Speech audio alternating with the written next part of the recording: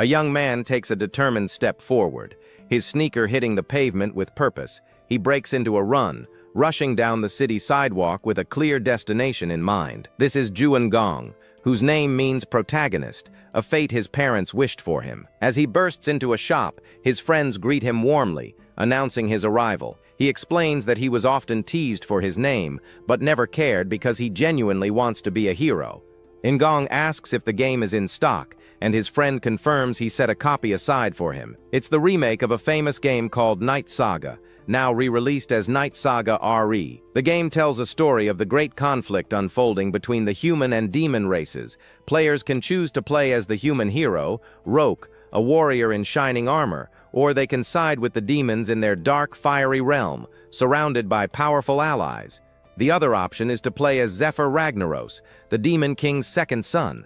Gong has cleared the original game over 10 times, knowing every character, item, and event. This new version is even more exciting because it's the first one released for virtual reality. Back at home, he heads straight for his advanced VR gaming chair. He carefully holds the small game cartridge, ready to insert it into the machine. The young man then places the sleek VR helmet over his head, settling into his seat. With his arms crossed, he sits confidently, fully prepared to dive into the game world. He plans to enjoy a light session for today, which for him means about 8 hours of play. As the system boots up, vibrant streams of digital light envelop him completely. He finds himself in a strange, sunlit room, wondering if he even logged in correctly, since this isn't the usual starting area. He stops talking, noticing his own reflection and the strange, pointy ears on his head. Looking at his new body, he sees a white-haired boy with red eyes and wonders who this character is. A hoarse voice suddenly calls from the door, sarcastically asking if the slacker is still asleep. An orc warrior then opens a curtain, demanding that he leave quickly because they have a morning schedule. The young man is impressed by the realistic graphics, but his comment only leaves the orc confused. He realizes he can interact and talk to the characters, a feature that was never announced. He nervously asks the orc's name, but the warrior seems uncomfortable with the question. The orc asks if he forgot about him, Karak, and then tells him to hurry, as everyone is waiting for Prince Shutra. 29. Gong freezes, realizing it must be Shutra Ignis, the 9th son of the Demon King, even though he's never chosen a character. Remembering the game's controls, he raises his hand, intending to open his status window. A holographic screen immediately appears, confirming that the command worked as expected. The window shows that his name is Shutra Ignis, and all his stats are a pitiful 5 points, lower than those of a normal NPC. After seeing his poor stats, he decides to check what skills he has. The screen displays 2 skills, Conquest, and something called Protagonist Bonus. He stares at the name in disbelief, wondering if this is the protagonist bonus he knows. Karak pokes his head around the curtain again, yelling at him to hurry, and Shutra quickly agrees. He steps out from behind the curtain, following the impatient orc warrior outside. But as he steps out into the daylight, he stops, shocked by the sight before him. An army of orc soldiers is gathered in formation, looking ready for a great battle.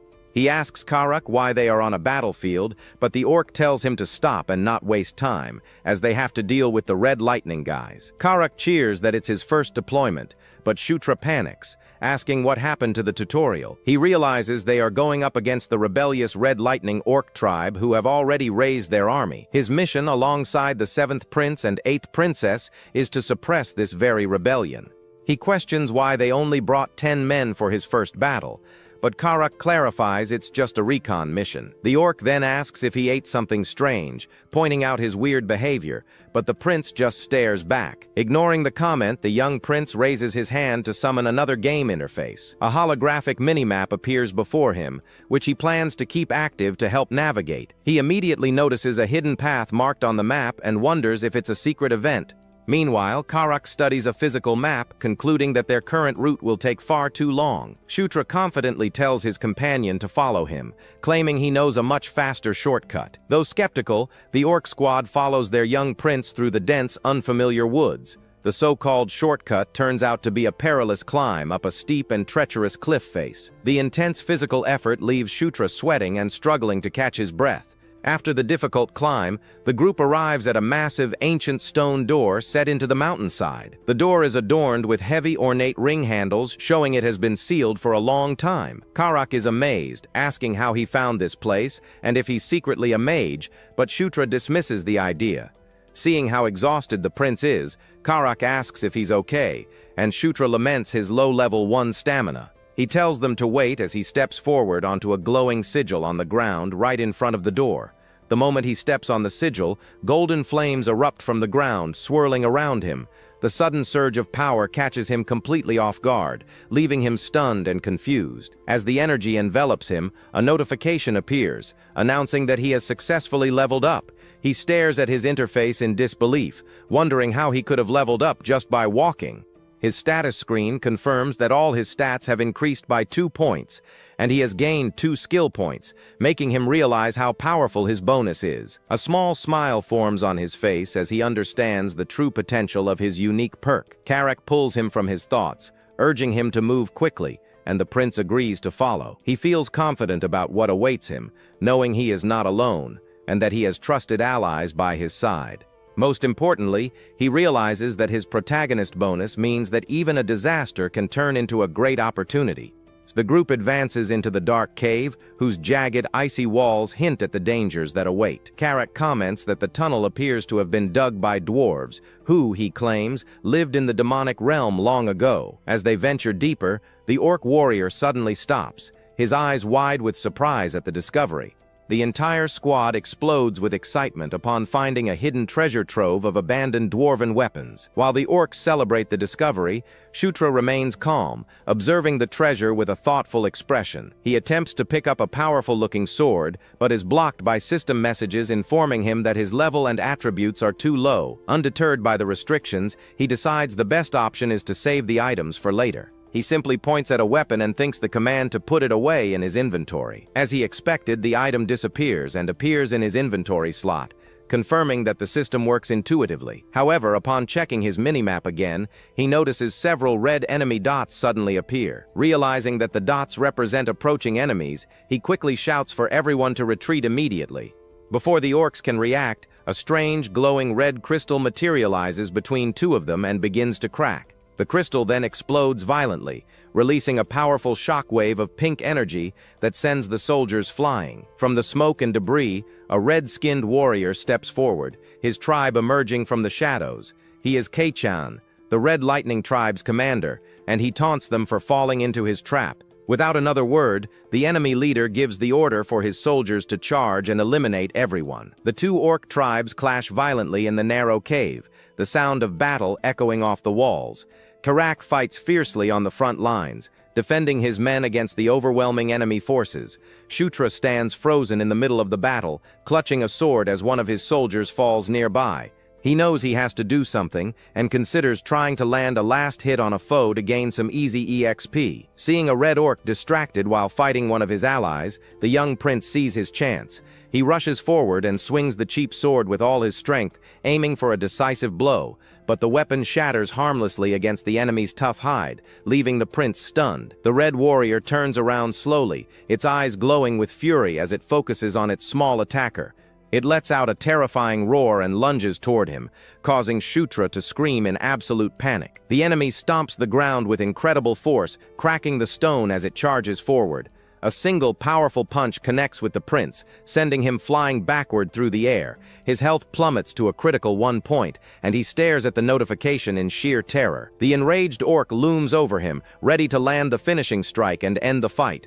He shuts his eyes and lets out a final scream, bracing himself for the inevitable end. But just then, Karak leaps in front of the prince, absorbing the fatal blow himself to protect him. The loyal warrior turns and shouts for his highness to escape immediately while he still can. Shutra stares at his own trembling hands, trying to convince himself that this is only a game. He decides he's had enough for one day and tries to open the menu, complaining about how hyper-realistic the game is.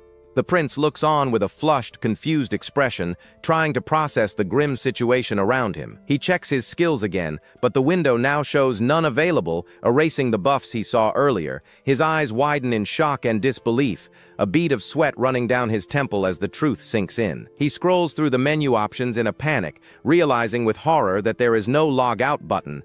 As his allies continue to fight and fall around him, he sits on the ground, wondering if he is truly trapped in the game. His attention is drawn back to the battle as the enemy commander begins chanting and gathering magical energy. Kai-chan channels a powerful spell into his staff, a sinister grin on his face as pink energy crackles around him. He then leaps into the air and unleashes the full force of his magic directly down upon the helpless prince.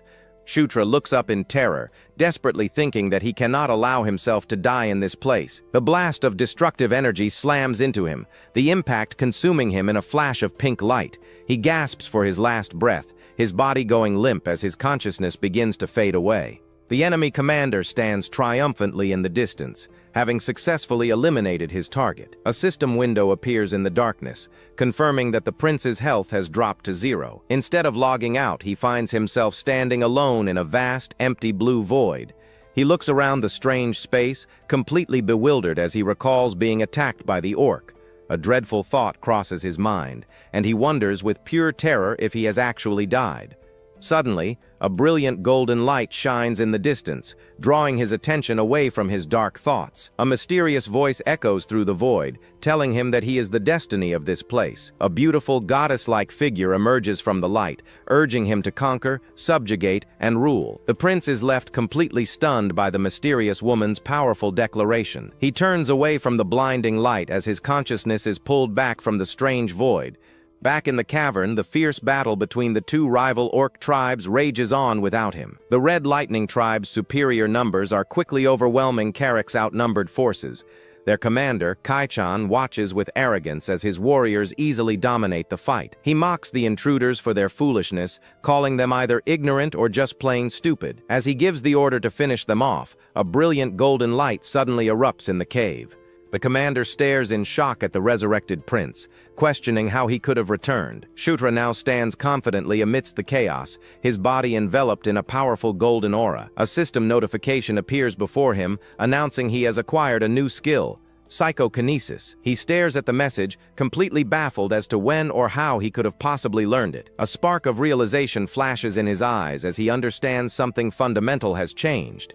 His status screen now displays a subclass he has never seen before called Knight of Conquest. The enemy commander roars in absolute fury, ordering his soldiers to kill the prince first. Karak can only stare in disbelief, his eyes wide with shock upon seeing his leader alive and well. The sight of their resurrected prince inspires the green orcs, who rally to his side with renewed hope. They form a defensive wall around Shutra, ready to protect him from the charging enemy horde. The young prince clutches his broken sword hilt, his attention still glued to his status window. He reads the name Knight of Conquest, a class that he knows never existed in the original game. His eyes glow with intense focus as he questions the reason behind all these unexpected changes. He raises his broken fist, channeling his newfound energy as a spell instinctively comes to mind. His eyes glow with intense power as he feels the words resonate within him, as if he has known them for a long time. He releases the spell, declaring that the power of conquest is the true power of a king. A massive wave of golden energy erupts from him, enveloping his allies and empowering them. The system confirms the activation of his Under the King's Banner ability, empowering all allies in the area. Karak and the other green orcs roar with newfound strength, feeling the power coursing through their veins. Filled with incredible vigor, the reinvigorated soldiers advance to eliminate their enemies. The empowered orcs tear through the ranks of the Red Lightning tribe with unstoppable, overwhelming force. The battlefield shifts rapidly as Shutra's allies easily overwhelm their once dominant foes. The Red Orcs are completely stunned by their enemy's sudden, inexplicable surge in strength. Kai-chan can only stare in disbelief at the ridiculous turn of events unfolding before him. He watches his army being decimated, his eyes finally falling on the source of the chaos. The commander realizes that the young prince is responsible for turning the tide of the battle. In a last desperate effort, Kai-chan summons enormous magical crystals to attack Shutra directly. But Karak intervenes, shattering the ground with a powerful punch and creating a smokescreen. The loyal warrior then lunges forward, propelled by the prince's psychokinesis ability. Shutra points his broken sword, directing his trusted ally like a homing missile toward the enemy leader. Kai-chan watches in terror as the powerful orc warrior flies directly toward him at incredible speed. The enemy leader tries to protest, but it is too late to react or defend himself from the attack.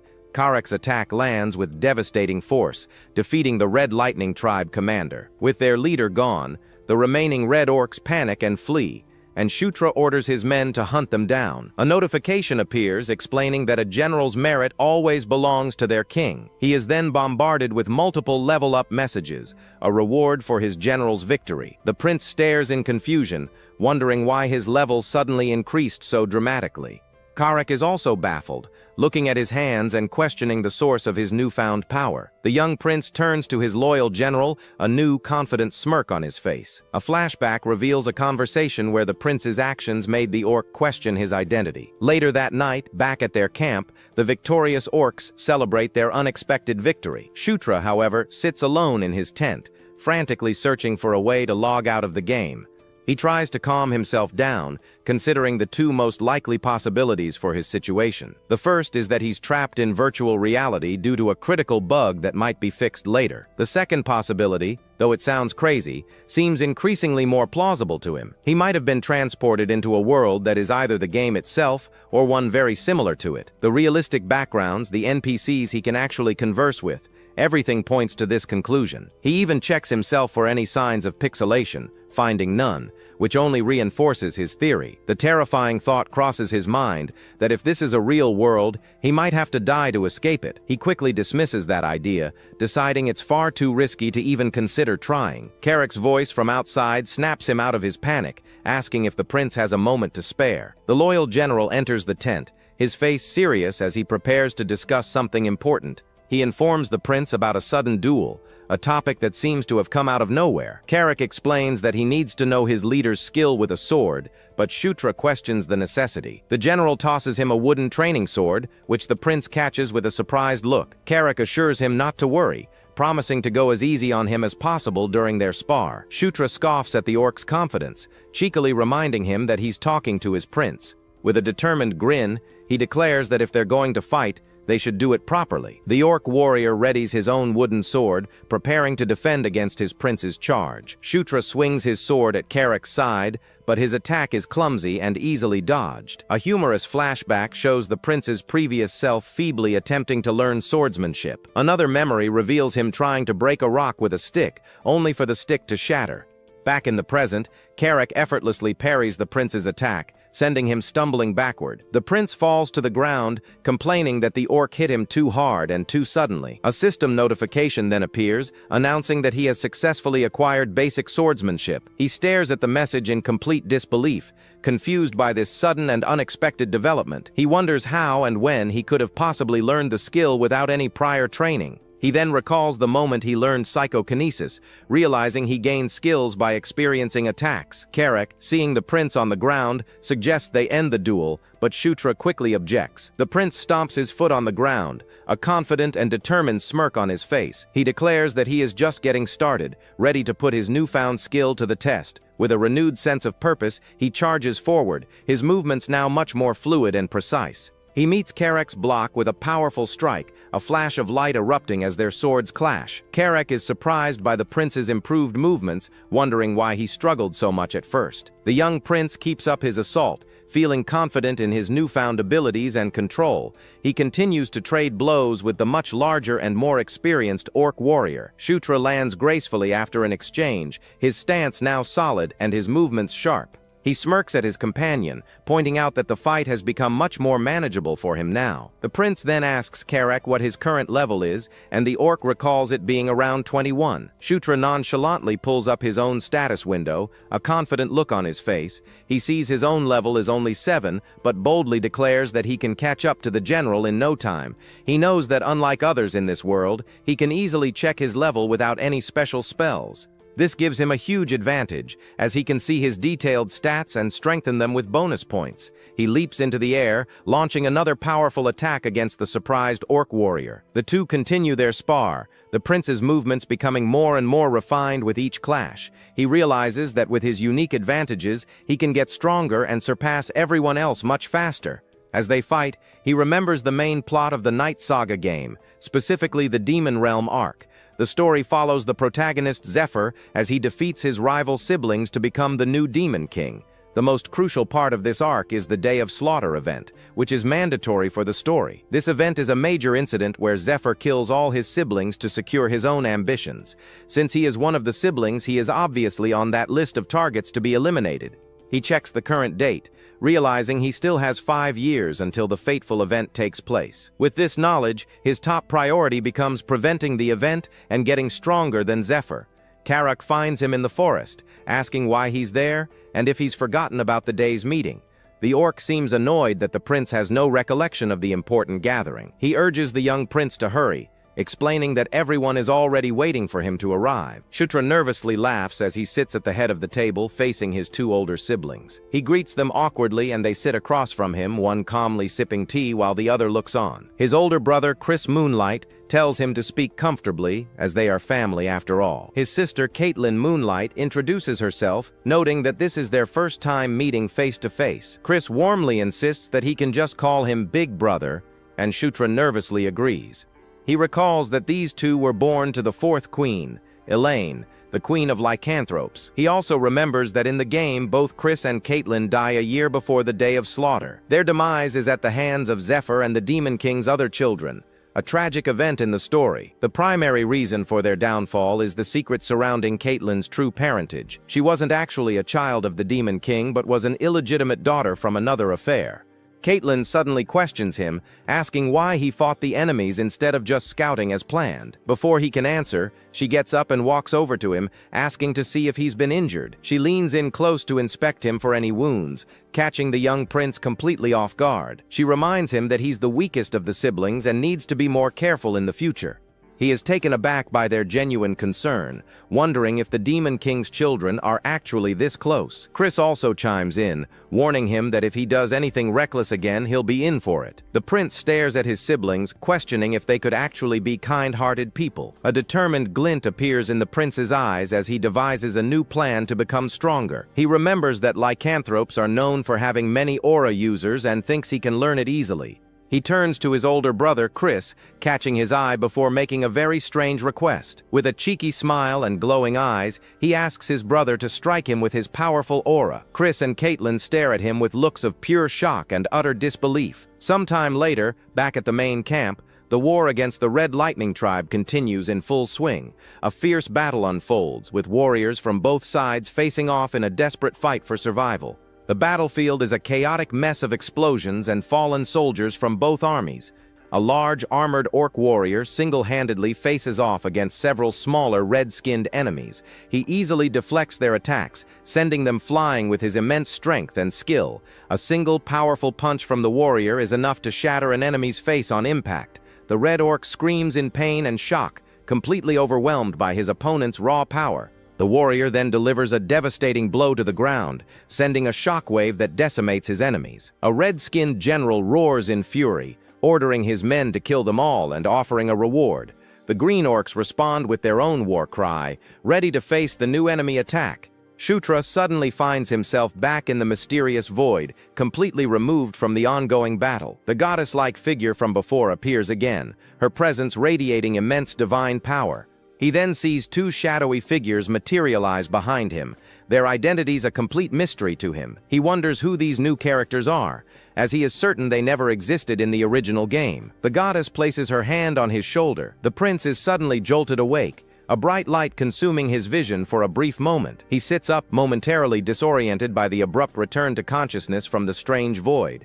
He finds himself back in his bed, the morning sun streaming into his tent through the entrance. He clutches his head, wondering if the entire experience was just a strange dream within the game. Karak's face suddenly appears right in front of him, startling the prince and making him scream. He jumps back in surprise, while the orc calmly notes that he looks fine after his ordeal. The general questions why he begged Chris to hit him, pointing out that he knew this would happen.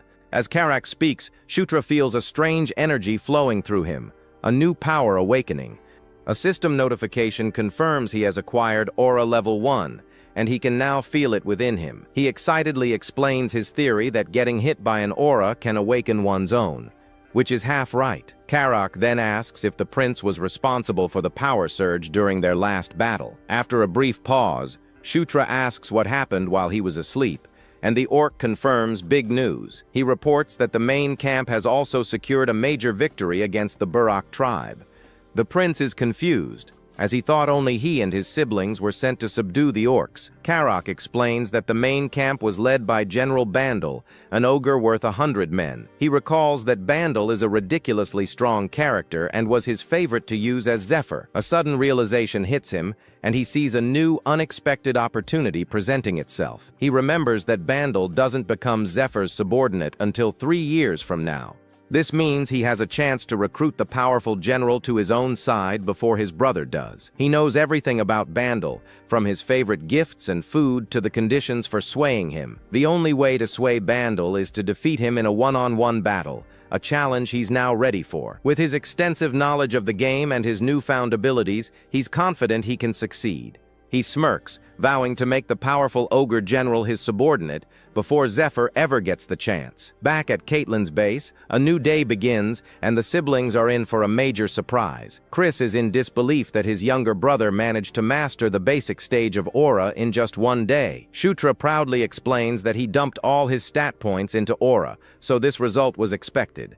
He further elaborates that Aura enhances overall physical ability, making it a better long-term investment. His older brother is still amazed, wondering if this incredible growth is due to his Gandharva heritage. Chris then asks if he can create a map of the tunnel system they discovered during their previous mission. Shutra confirms he has a mini-map and asks for some paper and a pen to draw it out for them. Chris is amazed by the detail, exclaiming that it's much better than the map he currently has. He excitedly calls his younger brother a genius, throwing an arm around him in a proud embrace. Caitlyn points out that since they wiped out the enemy squad, no one else knows about the tunnels. She then tells the young prince that she has one more important task for him to complete. The siblings head out into the vast, mountainous landscape, ready to begin their next operation. Shutra finds himself on another scouting mission, accepting his role as the weakest of the brothers for now. He notes that at least this time they have reinforcements, thanks to the credit they've earned. As they march through the forest, he notices 2 hooded figures observing them from the shadows. He is surprised to see his sister Caitlyn among them, her face partially hidden by the cloak. He asks why she's suddenly wearing a cloak, but she quickly shushes him, indicating they need to be quiet. She explains that she'll secretly tag along, just in case anything unexpected or dangerous happens. He is surprised by her trust but scoffs at the idea of an achievement, focusing on his own goals. The other hooded figure introduces herself as Sira, his new adjutant for this important mission. Caitlyn tells him to focus on scouting and not to mind them, as they will follow on their own. The group ventures back into the icy, cavernous tunnel system they had previously discovered. They find that all the rooms are completely empty, with no signs of life or valuable items. Karak remarks that the dwarves must have taken everything with them when they moved out long ago. The group continues their exploration, venturing deeper into the dark and mysterious caverns. Suddenly, Karak stops, sensing that something is approaching them from the darkness ahead. Shutra checks his minimap and confirms the presence of a large group of enemies nearby. He quickly opens his inventory, a confident and prepared look on his determined face. He pulls out a special flash magic item, a small potion he brought along just in case. He whispers instructions to Karak, telling him to have everyone shut their eyes on his signal. A massive swarm of glowing red eyes appears from the darkness, revealing a terrifying nest of spiders. These are rock spiders, monsters that move in swarms and possess a powerful paralytic venom. With the enemies now in sight, he gives the signal and throws the flash magic potion forward. The potion shatters on the ground, releasing a blindingly bright flash of intense golden light. The entire cavern is illuminated by the sudden explosion of magical radiant energy. The rock spiders screech in agony, completely disoriented and stunned by the unexpected flash. Shutra explains that the creatures are immobilized by light and orders his units to attack. The orc soldiers charge forward, their battle cries echoing through the massive icy cavern. They clash with the immobilized rock spiders, cutting them down with their powerful weapons. Shutra stands back, observing the battle and allowing his forces to handle the smaller threats. He pulls up his minimap again, his eyes focused on the single, larger red dot among the swarm. He knows that every pack has a leader, and this one is no exception to that universal rule. He calls out to Karak, telling him to follow as they go after the main boss of the spider nest. The two of them break away from the main group, charging deeper into the heart of the cavern. They run past the ongoing battle, their focus solely on finding and eliminating the spider leader. They soon come face to face with a monstrous, multi-eyed creature, much larger than the others. Karak lets out a fierce battle cry and leaps forward, swinging his axe with all his might. His weapon connects with the creature's tough shell, but it bounces off harmlessly, creating a bright spark. The orc warrior is stunned by the ineffectiveness of his powerful attack against the boss. He complains about the creature's incredibly tough shell, which his axe is unable to pierce. Shutra recalls from the game that the monster's carapace is indeed insanely hard to break. He remembers that its only weakness is fire, but he doesn't have any fire magic at his disposal. The massive spider lets out a low growl, its many eyes glaring down at the two small intruders. It lunges forward, ready to attack, causing Karak to brace himself for the incoming assault. The prince quickly shouts for his companion to use fire, reminding him of the creature's weakness. Karak, however, is at a complete loss, questioning where he's supposed to find fire so suddenly. A new voice suddenly calls out to Shutra, instructing him to draw his sword immediately. He stares in disbelief, questioning if the voice he heard was actually channeling magic. His sister Caitlin appears with a powerful magical aura, asking if her enchantment will suffice. The massive spider lunges forward, its sharp mandibles ready to tear the young prince apart. With his sword now enchanted with fire, he confidently charges forward to meet the beast head-on. His eyes narrow with intense focus as he prepares to unleash the full power of his new weapon. He parries the creature's attack with his enchanted blade, the impact creating a powerful shockwave. He then leaps into the air, his cape billowing behind him as he prepares for a downward strike. He unleashes a powerful burning blade attack, engulfing the spider's many eyes in flames. The fiery attack spreads across the cavern floor, leaving a trail of destruction in its wake. He lands gracefully, a confident and determined look on his face after the successful attack. He is then showered with multiple level-up notifications,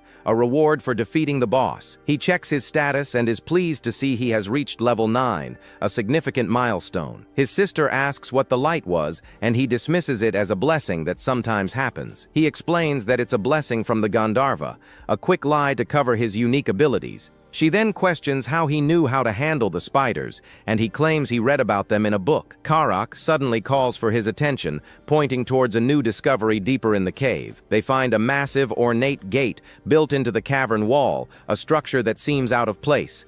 The group cautiously walks through the gate, entering a large, torch-lit chamber beyond it. The prince recognizes the chamber's design, a familiar sight from his time playing the game. He realizes they have stumbled upon a town portal, a discovery that opens up new possibilities. Karak asks if he knows what the portal is, but Shutra claims he just has a feeling about it. He notes that the portal's design is definitely dwarven, a detail that confirms his suspicions. He recalls never seeing one while playing as Zephyr, but saw them a few times as the hero character. He remembers that the portals are activated by infusing them with a sufficient amount of magic. He tells his sister that he thinks the device is a portal, a statement that clearly surprises her. Sira agrees with the prince's assessment, and Caitlin asks if they know where it leads to. Karak spots a nearby plaque with some strange writing on it, which might hold the answer. The group gathers around the plaque to examine the inscription, hoping to find some clues.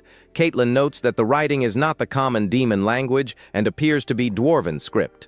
She then asks if anyone can read it, but admits that she herself doesn't know the language. She turns to Sira for help, but the adjutant also apologizes for her inability to read the script. To everyone's surprise, Shutra casually reads the inscription aloud, identifying the portal's location. He continues to read, explaining that it's connected to another portal in the same network. He suddenly stops, confused as to how he can suddenly read and understand the dwarven script. A system notification then appears, confirming he has acquired Dwarven Script Level 1. Karak is amazed by the prince's new ability, and Shutra can only confirm that it seems he can. Sira also questions when he learned the language, and Caitlin asks him to read the rest. He explains that the inscription says it will work if they put some magic into the device. He then asks his sister to infuse the portal with magic, but she tells him to do it himself. He sheepishly admits that he's not very good at it, a lie to hide the fact he can't use magic. Caitlin reluctantly agrees and infuses the portal with her magic, causing it to activate. The portal glows with a bright ethereal blue light as the magical energy flows through it. A holographic map of the surrounding area materializes, showing the Jishuka mountain range. Shutra points out their current location and the position of the connected portal on the map. Carrick points out that the main force of the Red Lightning tribe is in front of that mountain range. Caitlin decides to stop for the day, needing to discuss the new strategic advantage with her brother. Back at the camp, Chris is ecstatic about the discovery of the portal, a game-changing find. He excitedly embraces his younger brother, calling him a good luck charm for their forces. He offers to do anything for him as a reward, a promise that the young prince is quick to accept.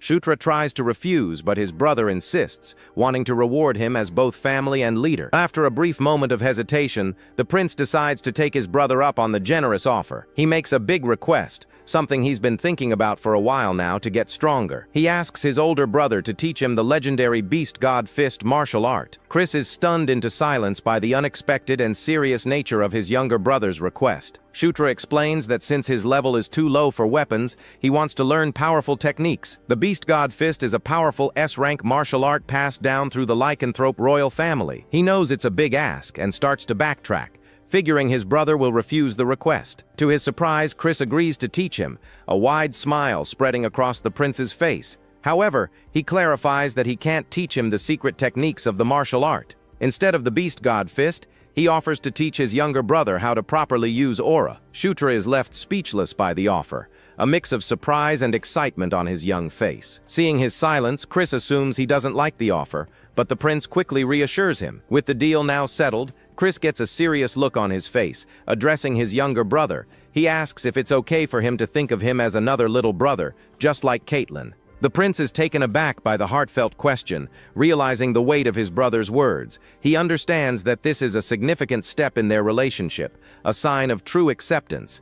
He quickly realizes that this is a good offer and agrees to the new family dynamic. The two brothers shake hands, sealing their newfound alliance with a firm and determined grip. Caitlin looks on with a warm smile, happy to see her two brothers finally bonding.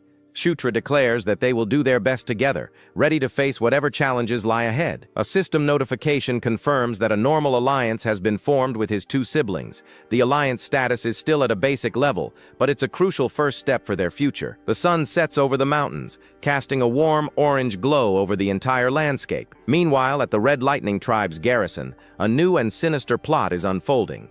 The Red Orc soldiers stand guard, their expressions grim and their weapons at the ready. A new powerful-looking orc addresses his men, a cunning and cruel smirk on his face. He mentions their dear princess, hinting at a captive they have hidden within their camp. In a dark candlelit tent, a young woman is bound by magical chains, a helpless prisoner. Shutra reviews his stats, noticing that his charisma is lagging behind all his other attributes. He recalls that at first, all his stats went up by 2, but now charisma only increases by 1. He wonders why his charisma is growing slower, remembering a key detail from the original game. In Night Saga, appearance and charisma were 2 separate stats, each with a different function. He dismisses the thought, figuring it makes sense given his rapid growth in other areas. More importantly, he's about to hit level 10, a crucial milestone for any character in the game. He recalls that when the main characters reached level 10, their unique skills would also level up. Karak's voice interrupts his thoughts, announcing that everyone is ready to head out for the mission. The prince agrees, a confident and eager smile on his face as he prepares for the upcoming battle. Karak notes his good mood,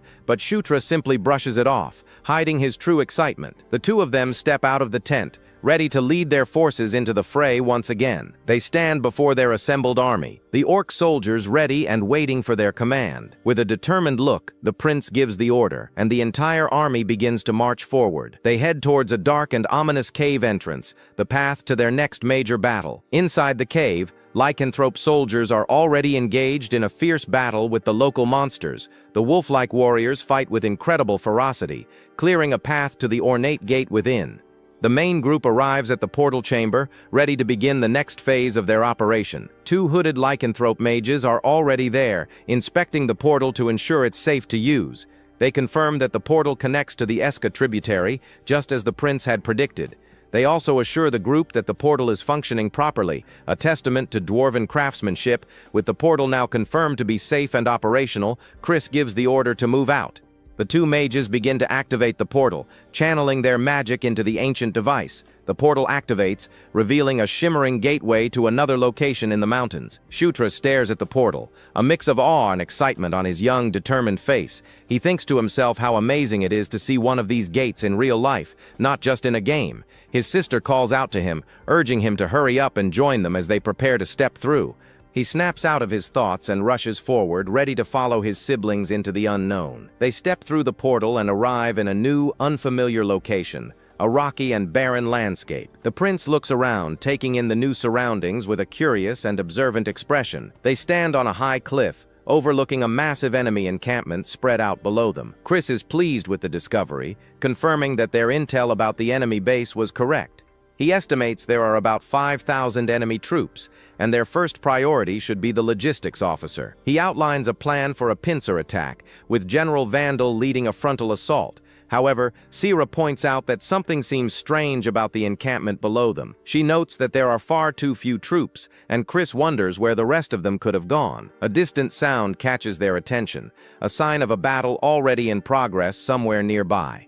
The prince looks towards the sound, confirming that there is definitely a fight happening over there. Chris instructs him to focus his aura into his eyes to get a better view of the distant conflict. He does as he's told, his eyes glowing with a faint white light as he enhances his vision. He can now clearly see the battle, with the Red Lightning tribe fighting against an unknown force.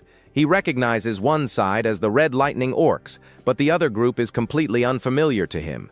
The prince notes that the scale of the battle is too small to be General Vandal's main army. He recognizes the mysterious warriors as Dark Elves, a race known for their fierce combat skills. The rest of the group is surprised by this revelation, not expecting to see Dark Elves in this region. Shutra explains that he can tell by their small build and the fact that they are riding Dracos. Chris spots the Dark Elves retreating from the battlefield, a sudden and unexpected turn of events. He wonders if their commander has fallen, as they are withdrawing with incredible speed. The group is left confused, questioning why the fight ended so abruptly and what it all means. The prince is particularly puzzled, wondering what Dark Elves could possibly be doing in this area. Later, back at their main camp, the siblings receive a holographic call from General Vandal. The general congratulates them on discovering the portal, a rumor he had already heard about.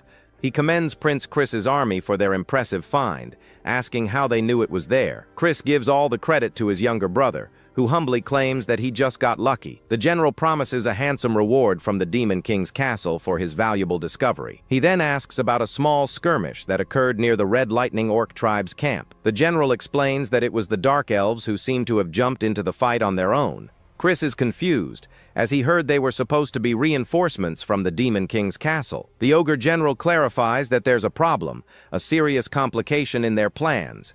He reveals that the commander of the Dark Elf unit has been captured by the Red Lightning Orcs. Shutra asks who the captured commander is, a crucial piece of information for their next move. Vandal informs them that it's someone they know well, a person of great importance.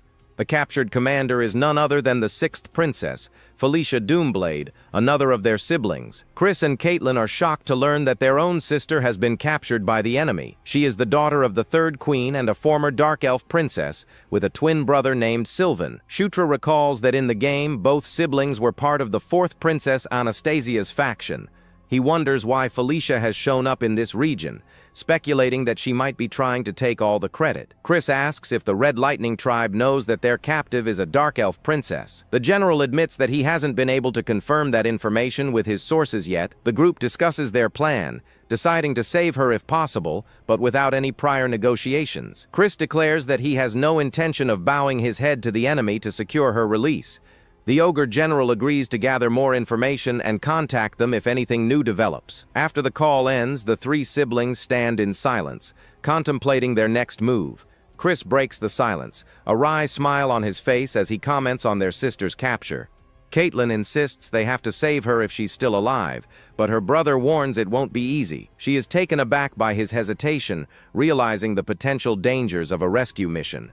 With a determined look, she declares that they must save her, as she is their sister after all. Chris hesitates, a bead of sweat running down his temple as he weighs the risks and rewards. He knows she's right, but the practicalities of the situation make him cautious about their approach. The lycanthrope soldiers stand guard outside the tent, their wolf-like forms ready for battle. Chris gathers his siblings and generals, laying out a simple and direct plan for the rescue. While General Vandal lures the main enemy force, they will launch a surprise attack from behind. He will then push into the center of the garrison to cause chaos, while the others carry out their missions. Shutra confirms the mission objectives: burn the food storage, destroy the armory, and rescue Felicia. Chris adds a crucial condition: if things get too dangerous, they must pull back immediately. Caitlin objects, but her brother silences her, reminding her that he is also a unit leader. He argues that they can't let Felicia's selfish actions ruin their entire operation and risk more lives. Shutra realizes that Chris doesn't actually want to save their sister, a surprising and cold revelation. He wonders what could have happened between them to cause such a rift in their relationship. As the night falls, the forces of General Vandal begin their advance on the enemy encampment. The general leads the charge, his warriors letting out fierce battle cries as they rush forward. The Ogre general roars, ordering his men to take down the Red Lightning tribe with all their might. Meanwhile, Chris and his unit watch the unfolding battle from a high cliff overlooking the camp. They observe the enemy's movements, waiting for the perfect moment to launch their surprise attack. From their vantage point, they see Vandal's forces clash with the enemy, explosions lighting up the night. The frontal assault is a chaotic mess of flying rocks and desperate hand-to-hand combat. A powerful ogre warrior from Vandal's army charges into the fray, ready to wreak havoc. He roars with fury, his eyes glowing with a menacing red light as he orders his men to kill them all. Karak asks if they should join the fight, but Shutra tells him to wait for the signal. The two armies are locked in a brutal and bloody conflict, with casualties mounting on both sides. The battle is a chaotic whirlwind of swinging axes and desperate, savage cries of war. A large, armored ogre warrior from Vandal's army stands his ground against the enemy horde. The general watches the battle intently, his expression grim and his focus unwavering. Vandal gives the signal, and his entire army begins to retreat from the battlefield. Chris watches as the enemy camp is engulfed in flames, a result of their strategic retreat. He then addresses his own troops, telling them that it's their turn to enter the fight. The siblings stand ready, their faces determined as they prepare to lead their forces into battle. They charge down the cliff, their soldiers following close behind with fierce battle cries. The Red Lightning orcs are caught completely off guard by the sudden and unexpected flank attack. The lycanthrope and orc soldiers tear through the enemy ranks with savage, unstoppable force. Caitlin warns her younger brother to be careful as they rush into the heart of the chaotic battle. Shutra pulls up his mini-map, using it to navigate through the enemy camp with precision. He shouts for his unit to follow him to the left, a direct path to the enemy's food storage. Karak roars with fury, ordering his men to kill every last one of the enemy soldiers. He clashes with a red orc, his powerful axe easily overpowering his opponent's weapon. The enemy cries out in pain and shock as he's sent flying by the force of the orc's attack. Karak continues his rampage, a whirlwind of destruction in the midst of the enemy forces. He effortlessly deflects another attack, his skill and strength far superior to his opponent's. A system notification appears before Shutra, announcing he has learned dagger throwing level 1. He grins, a new and deadly skill now at his disposal to use against his unsuspecting foes. Karak is amazed by the prince's new ability, but Shutra dismisses it, urging him to keep moving. They arrive at the food storage, and the prince orders his men to set it ablaze immediately. He suddenly remembers Felicia, a look of concern on his face as a dark thought crosses his mind. He tells Karak they have to find Felicia first, but the orc is unsure how they can locate her. The prince pulls up his mini-map again, a confident and determined look on his young face. He explains that since Felicia is a neutral NPC, she should be marked as blue or purple on the map. His eyes widen in surprise as he spots a single purple dot in a nearby tent on the minimap. He quickly tells Karak to follow him, and they rush towards the tent where his sister is being held. They burst through the tent flap, their sudden entrance catching the occupant completely off guard. Shutra scans the room, certain that this is the right place, but Felicia is nowhere to be seen. A voice calls out his name, and he turns to see his older sister standing there, safe and sound. She is bound by glowing red chains, a magical restraint that keeps her from escaping on her own. The sixth princess, Felicia Doomblade, asks him how he managed to find her in the enemy camp. She is clearly surprised to see her younger brother, a look of disbelief on her beautiful face. He tells her it's too dangerous to stay, and that he'll untie her so they can escape quickly. The princess remains silent, her expression unreadable as she processes the unexpected rescue. After freeing her, they escape the tent and begin to make their way back to their own forces. Felicia is surprised to hear that her other siblings are also there to save her from the enemy. She questions if someone who wasn't supposed to show up came to her rescue, a hint of suspicion in her voice. Karak's voice suddenly cuts through the air, warning them that the enemy is closing in fast. Shutra quickly grabs his sister's hand, urging her to follow him to safety as they make a run for it. She is taken aback by his sudden use of the familiar term sis, a sign of their changing relationship. He continues to lead her through the chaotic battlefield, his focus solely on getting her to safety. Felicia suddenly shouts a warning, her eyes wide with terror as she spots a new threat. An enemy soldier appears behind Shutra and lands a powerful blow, sending him stumbling forward. He gasps in pain, a trickle of blood running from his mouth as the attack catches him off guard. The enemy then unleashes a fiery attack, a massive explosion of flames erupting from its hands. Felicia cries out her brother's name in a panic, fearing for his safety in the face of the attack. She rushes towards the enemy, her face a mask of fury as she prepares to retaliate. With a determined look, she clenches her fists, ready to take on the red orc soldier herself. Her eyes glow with a fierce golden light as she taps into her own latent power. She unleashes a powerful blast of energy, sending the enemy soldier flying backward. The princess is surprised by the sudden emergence of a strange dark smoke from the enemy. A mysterious figure steps out of the smoke, its presence radiating an overwhelming and dark aura. System notifications appear, announcing he has acquired magic control and fire arrow. A confident smirk spreads across his face as he realizes his new magical abilities. He is then attacked by a massive fiery beast, a powerful new enemy emerging from the chaos. He grins, a look of pure excitement on his face as he prepares to test out his newfound powers. He conjures a bow and arrow made of pure fire, ready to take on the monstrous creature. He fires multiple arrows in quick succession, each one finding its mark on the enemy soldiers. He laughs with glee, amazed that he can now use real magic in this new and dangerous world. He continues to fire his magical arrows, reveling in his newfound power and abilities. A massive wave of icy energy suddenly erupts from the side, a new and unexpected attack. He is surprised by the sudden appearance of ice, a magic he hasn't encountered before. An enemy archer takes aim, his icy arrow pointed directly at the vulnerable princess. Shutra realizes the danger and quickly pushes his sister out of the way of the incoming attack. He puts himself in the path of the arrow, taking the hit to protect his sister from harm. Felicia is stunned by his selfless act, her eyes wide with a mix of shock and disbelief. Multiple ice shards rain down from above, a deadly barrage aimed at the young prince. He looks up at the attack, a determined and almost crazed look on his young, focused face. With a wide grin, he declares that this new power is his for the taking, ready to absorb it. The ice shards slam into the ground around him, creating a massive explosion of frozen energy. A silhouette of the prince stands amidst the icy smoke, a new power awakening within him. A system notification confirms he has acquired Ice Arrow Level 1, just as he expected. He looks on with a grim expression, the thrill of new power overshadowed by the pain of the attack. He is sent flying backward, the force of the ice magic too much for his small body to handle. A critical health warning appears, his HP dropping to a dangerously low level from the attack. He grits his teeth in frustration, realizing how foolish he was to take such a direct hit. He turns to his sister, a look of pain and exhaustion on his face as he struggles to stand. She scolds him for his reckless actions, asking who gave him permission to save her in the first place. She calls him the weakest of the siblings, questioning who he thinks he is to be saving anyone. He realizes that she has misunderstood his intentions, a look of confusion on his face. She then questions when he learned magic, her eyes fixed on a new enemy in the distance. He sees the defeated mage and realizes his sister took care of the threat herself. He understands that she thinks he saved her, a misconception that could work to his advantage. He is surprised by a sudden flash of green light, a new and unfamiliar sensation.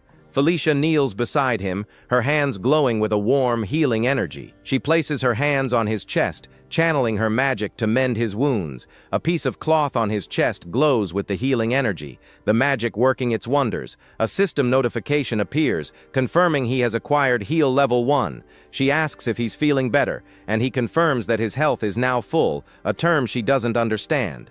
A strange, otherworldly sound echoes through the camp, catching both of their attention. A massive, red-skinned ogre with glowing eyes appears, its presence radiating immense power. Shutra recognizes it as a blood ogre, a powerful and dangerous ogre mutation. They stand together, ready to face the new and formidable threat that stands in their way. The prince panics, wondering how they are supposed to fight such a powerful monster. The massive blood ogre slams its fist into the ground, unleashing a shockwave that sends the siblings flying back. The young prince is shocked by its incredible speed, wondering how a creature that large can move so fast. His sister tells him to distract it so she can use magic, but he panics, asking how he can possibly do that. The force of the attack sends them both tumbling through the air as he lets out a desperate cry. He quickly gets an idea and tells his sister to prepare her magic, while he draws its attention, but she looks confused by his words. The youth calls out for Carrick, who appears nearby. He tells the orc to get ready, just like last time. As he runs, the prince summons a translucent screen in front of him, accessing his inventory. He selects an item from the menu, the dwarf dagger, thinking he should be able to use it now. A golden light flashes as the weapon materializes in his hand, ready for the fight ahead. The dagger glows with a brilliant light, humming with a powerful energy. He crouches low and plunges the glowing blade into the ground, releasing a wave of golden power. The prince activates a skill under the king's banner, channeling the energy directly into his orc companion. Carrick roars as the golden aura surrounds him, greatly amplifying his strength and determination. The warrior's eyes widen, feeling the immense power now flowing through his body. The blood ogre watches this transformation, its expression turning serious as it faces a newly empowered foe. Now glowing with power, Carrick stands his ground, ready to challenge the giant red creature. With a powerful leap, the orc warrior charges forward, swinging his massive weapon at the enemy. The blood ogre lets out a ferocious growl, meeting the attack head on with its own crude weapon. Their weapons clash with immense force as Carrick skillfully deflects the powerful blow from the monster. The empowered orc and the massive blood ogre are now locked in a fierce and earth-shaking struggle. The massive blood ogre grunts, its muscles straining under the immense pressure from Carrick's empowered attack. As the two giants are locked in a stalemate, the princess leaps into the air, her body glowing with pink energy. With a determined look, she gathers her magic, preparing to strike the distracted monster from behind. She then unleashes a powerful blast of energy directly at the back of the blood ogre's legs. The magical attack hits its target, causing the huge creature to lose its footing and stumble. Roaring in pain and surprise, the monster topples backward, its large body completely defenseless. Carrick seizes the opportunity, leaping high into the air above the falling beast for a final attack. With a grim expression, the orc warrior declares that the long and difficult battle is finally over. He dives down like a meteor, aiming his weapon directly at the exposed chest of the fallen creature. The blood ogre lets out a final cry of agony as the decisive blow lands with incredible force. The empowered orc warrior drives his weapon deep into the monster's chest, ending its rampage for good. After the dust settles, the young prince walks calmly across the battlefield towards the defeated enemy. He smiles with relief, thinking he has won and dealt with the most troublesome foe in the camp. Suddenly, a bright golden aura erupts around him, catching the young man completely off guard. He looks around in confusion as a translucent system window appears before his eyes. The notification announces that he has leveled up, finally reaching the important milestone of level 10. Another message confirms that his unique protagonist buffed skill has also increased in level. A confident smirk forms on his face as he thinks about the new power he has just gained. The system informs him that a new passive skill has been added, and he decides to open his present box. He looks at the reward in disbelief, realizing he has just obtained the legendary Storm Trooper effect.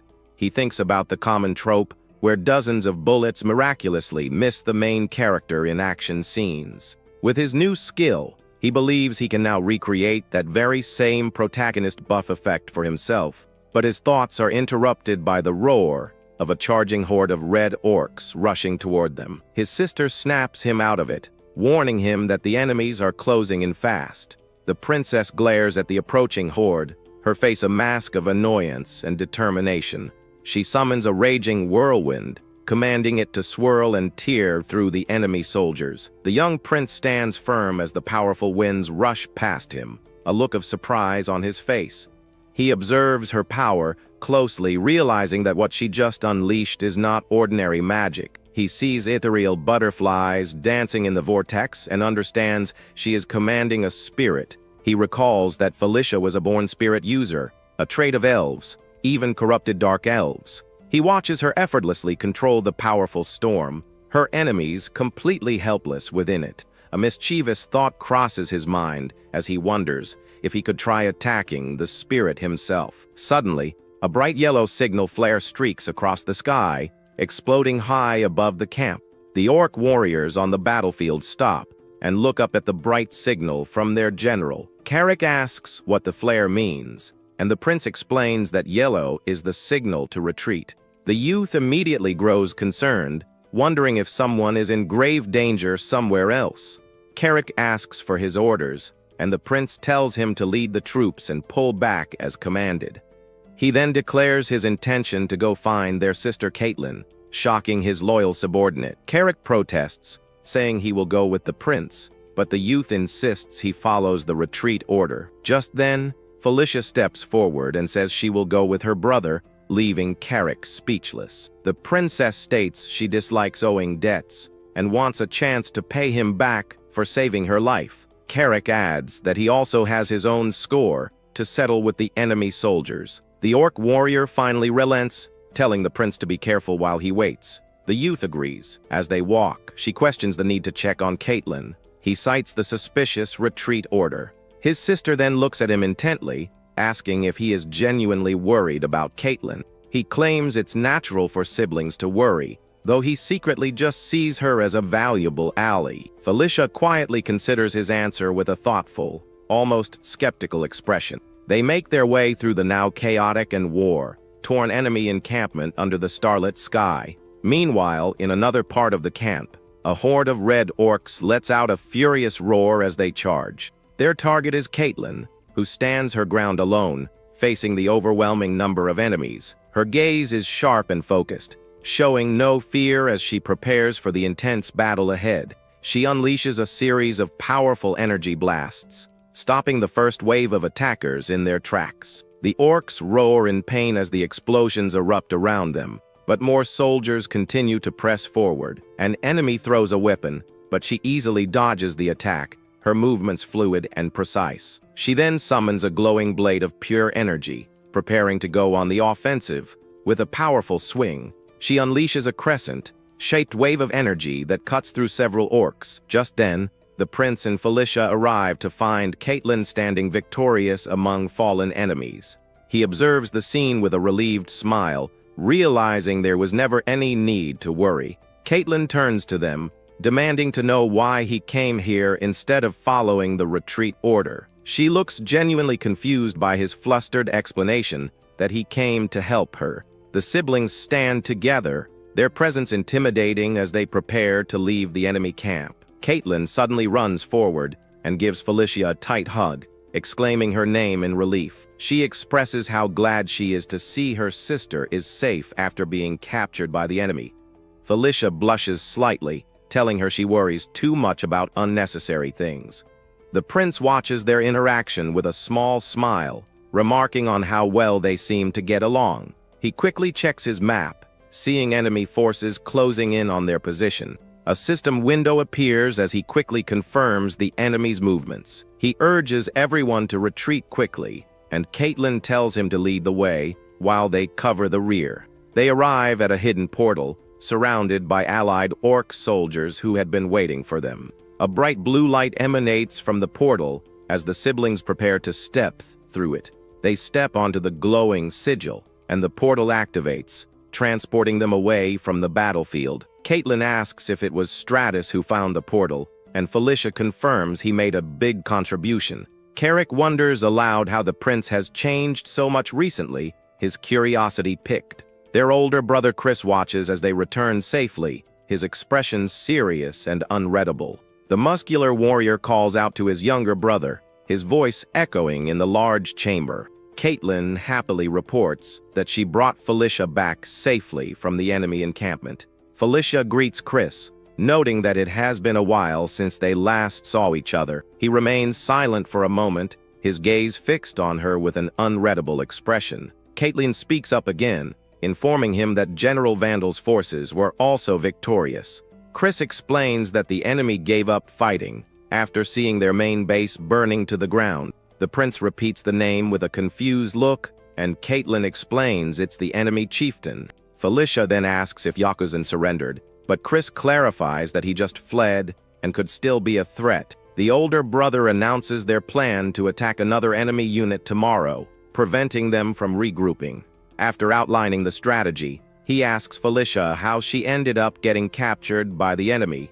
She claims she was researching ruins nearby, heard the battle, and was captured while trying to help. Chris gives her a skeptical look, clearly doubting the truth of her explanation. With a slight smile, she asks why he thinks her story sounds like a lie, not backing down. The tension between the two siblings is palpable as they exchange a silent, challenging stare. Her confident gaze meets his suspicious one, hinting at a complicated history between them. Chris decides to drop the subject, suggesting everyone is tired and should rest for the night. Felicia agrees with his suggestion, and the siblings finally part ways to get some sleep. Elsewhere in the camp, the Allied soldiers enjoy a well-deserved meal and rest around the fire. Meanwhile, the young prince sits alone, happily reviewing his newly acquired skills on the system's screen. Despite his new magical abilities, he realizes his most reliable combat skill is still his aura.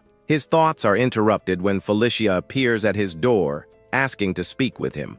He asks what she wants at such a late hour, but she just stands there with a serious expression. She calls his name again, her face unreadable as she walks slowly towards the confused youth. Without any warning, she suddenly reaches out and grabs the front of his clothes, pulling him forward. He is completely stunned by her sudden and aggressive action, unable to form a proper response. Leaning in close, she then makes a very unexpected request, asking him to take off his clothes. The young prince is completely flustered by her request, his face blushing as he stammers in confusion. She calmly points to his clothes, repeating her request without any hesitation or embarrassment. Still blushing, he asks her why on earth she would want him to do something like that. Felicia clarifies her intentions, asking if he doesn't want her to treat the injuries he sustained in battle. He looks at her with wide, surprised eyes, a wave of relief washing over his face as he understands. She explains that the healing she performed earlier was just basic first aid to stabilize him. Worried about internal injuries, she wants to cast a proper healing spell, much to his slight disappointment. She then asks about his body glowing, but he quickly dismisses it as something that just happens sometimes. He seizes the opportunity to change the subject, telling her he has a favor to ask of her.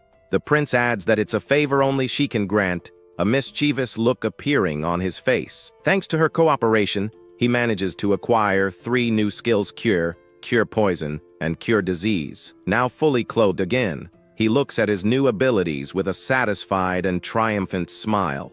By having her cast different healing spells on him, he successfully learned them for himself. Later, he begins his training with Caitlin, who explains that Beast Fist has many different branches. She announces that he will finally learn the technique, starting with the werewolf Beast Fist style. A glowing blue emblem of a werewolf appears, symbolizing the martial art of the lycanthropes.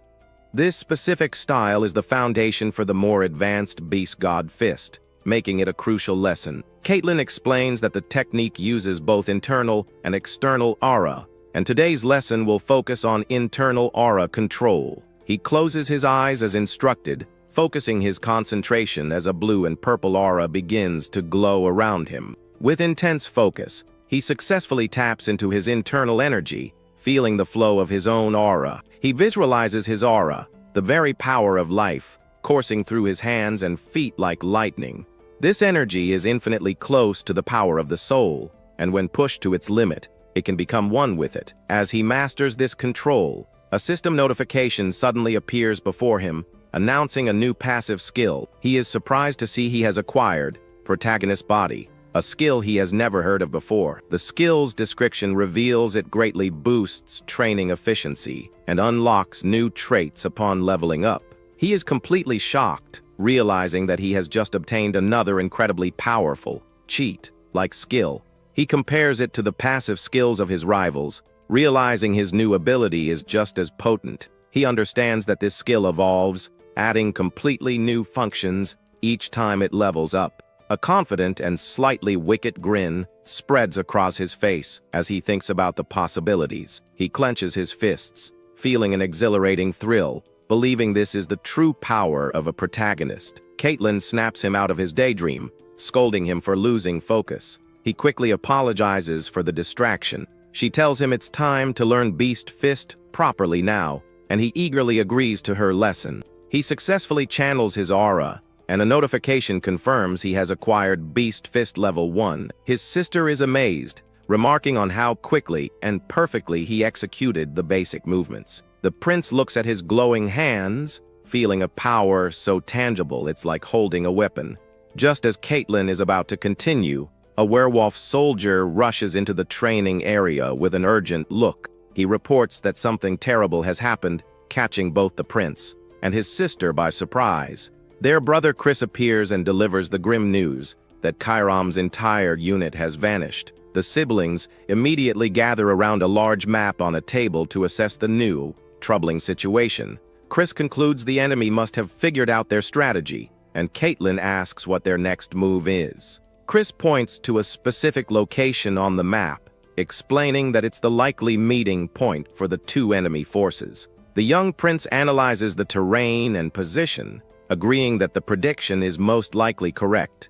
Concluding they must make a decisive move, Chris announces they will join forces with General Vandal. The scene shifts to the main force's base, a large military camp set against a mountainous backdrop. A massive red-skinned orc general greets Chris, welcoming him to the subjugation force's headquarters. Chris returns the greeting with a confident smile, remarking that the general looks the same as always. Vandal then greets the princesses, but the young prince interrupts, asking about his own subordinates. The youth recalls that the general was his most used character in the original game, making him feel familiar. He steps forward and introduces himself to Vandal, extending a hand for a handshake. The general pauses for a moment, surprised by the young prince's bold and confident demeanor. He then firmly shakes the youth's hand, formally welcoming the ninth prince to his forces.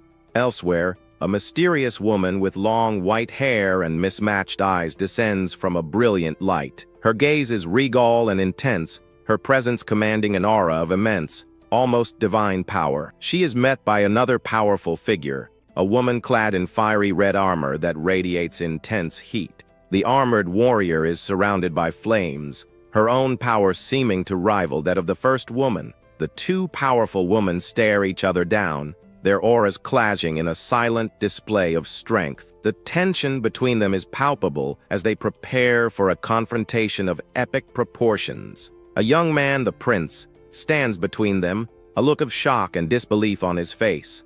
He watches the two powerful women, a bead of sweat running down his cheek as he feels their immense auras. The word, conquest, appears, along with a powerful emblem, hinting at a new and dangerous conflict. A second emblem appears, representing war, setting the stage for the massive conflict to come. The young prince sits up in his bed, the morning light filtering into his tent as he collects his thoughts. With a sudden jolt, he realizes the intense vision he just witnessed was only a dream. He recalls the woman with mismatched eyes, certain he has seen her in his dreams before this one.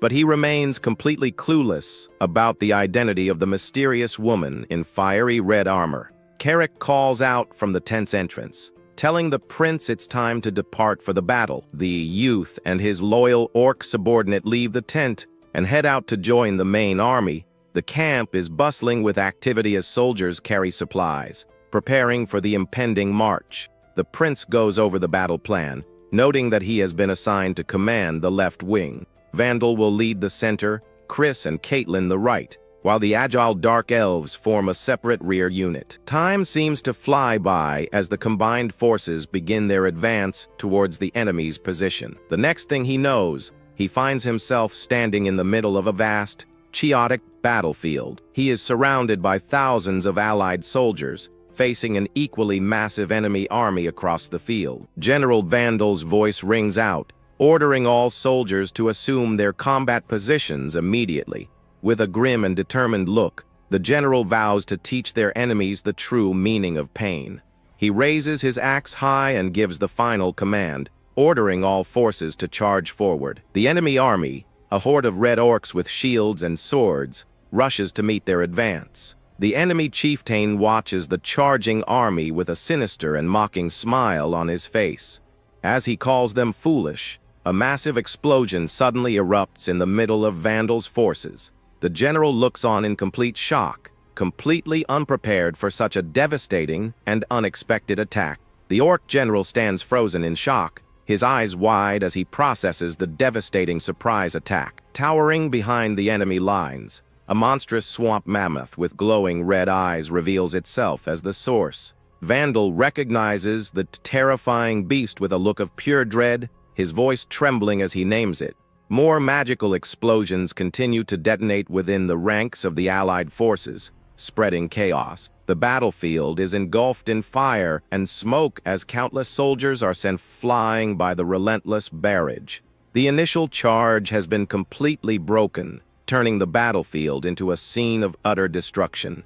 Standing with his own unit, the young prince and Carrick watch the unfolding disaster with grim expressions. The youth grits his teeth in frustration, realizing their entire army has walked directly into a deadly trap. As the mammoth continues its rampage, he understands the enemy knew their strategy from the very beginning. This creature is no ordinary beast, its sheer size and power far surpassing that of a normal mammoth. With its menacing red eyes glowing in the smoke, the monster is a genuine and terrifying threat. A red aura flares up around the prince as he prepares himself for the inevitable fight ahead. But before he can act, another enemy emerges from the chaos, its sharp claws digging into the ground. A new wave of reptilian warriors, lizardmen armed with swords, joins the battle against the allied forces. The allied orc soldiers look on in horror as this new and unexpected enemy appears on the battlefield. The prince turns his head,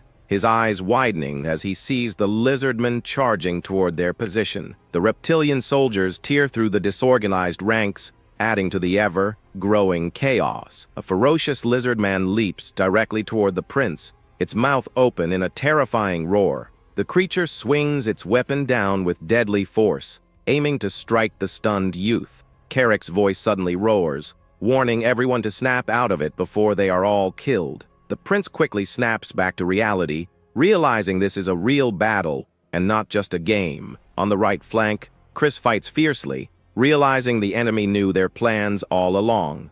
Caitlin suggests they should retreat and wait for another opportunity to strike back. She argues that pressing on could lead to even greater losses, possibly even the entire army's annihilation. Her brother is torn, but he knows she is right. Continuing the fight now would be a grave mistake. With a heavy heart, Chris makes the difficult decision and issues a command to his forces. He orders the mages to form a defensive line and buy time for the rest of the army. The rest of the troops are to form ranks and retreat as quickly and orderly as possible. He roars at his soldiers, ordering them to survive and return, no matter what happens on the battlefield. Later, the surviving soldiers have retreated to a temporary camp set up in a secluded canyon. Healers tend to the wounded, their green magic glowing as they mend the injuries of the exhausted soldiers. In the command tent, Chris admits his own complacency, wishing he had been more suspicious. General Vandal tells him what's done is done, and their only options are to retreat or call for reinforcements. The older prince agrees, unwilling to sacrifice his subordinates for a vain attempt at glory. But just as he is about to give the order, Felicia interrupts, announcing she has an idea. She reminds them her original purpose for being in the area was to explore some ancient ruins. The prince recalls that in the game, she was an excellent mage, but specialized in research, not combat. Felicia unrolls a map, pointing to a location in the Jashuka Mountains, the site of the ruins. She explains that she has been researching a 1,500-year-old ruin known as the lair of the earth dragon Enkidu. The dragon, born from lava, employed various powerful guardians to protect its lair and its vast treasures. She continues, explaining that among these guardians were the dwarves who lived in the Jashuka Mountains. The dragon had them forge special weapons to protect its home. Felicia reveals the name of this legendary weapon, the thunder-birthing anvil. It can control chimeras and cast magic powerful enough to wipe out an entire army. A hand slams down firmly on the map, right over the depiction of the powerful anvil, signifying a decision has been made. The princess declares with absolute conviction that if they want to win this war, finding this weapon is their only real option. General Vandal asks Felicia if she knows the anvil's exact location, since she originally came to this area to find it. Chris dismisses her idea, saying her information isn't much help if she doesn't know where the weapon is. He argues they can't risk everyone's lives on a treasure hunt when the enemy might attack again at any time. Felicia glares at her brother, upset by his words, and insists that the legendary anvil is definitely here. At that moment, the young prince steps forward with a serious expression, catching his sister by surprise. He explains he has seen the anvil in the game and also read about it while studying dwarven stories. The youth continues speaking with confidence, turning to face his siblings and the skeptical general. He finishes by stating that most importantly, he believes in Sister Felicia, leaving her momentarily stunned. She looks at her younger brother, touched by his sudden support, while he thinks this is a good chance to score points. Chris argues that it is not about who to trust, but the prince internally notes how persistent his brother is. The youth then points to the map, revealing that the Gandharva tribe also has similar legends about this place. He gestures to a specific mountain, certain the ruin entrance is located there and that he can find it. He promises to take full responsibility if they fail, asking for their trust just this one time. Later, a small group flies through the dark night sky on glowing phantom steeds summoned by Felicia. The expedition team, cloaked for the journey, glides silently on their magical mounts toward the mountains. The prince is relieved they managed to leave to find the anvil, but now he has another problem to solve. Carrick tells him to hold on tight, but the youth is confident, recalling that he rode these mounts often in the game. He summons a transparent screen in front of him, looking just like a game interface from his past life. According to the mini-map, it will take about an hour to reach the entrance, making navigation easy for him. He thinks the real challenge is figuring out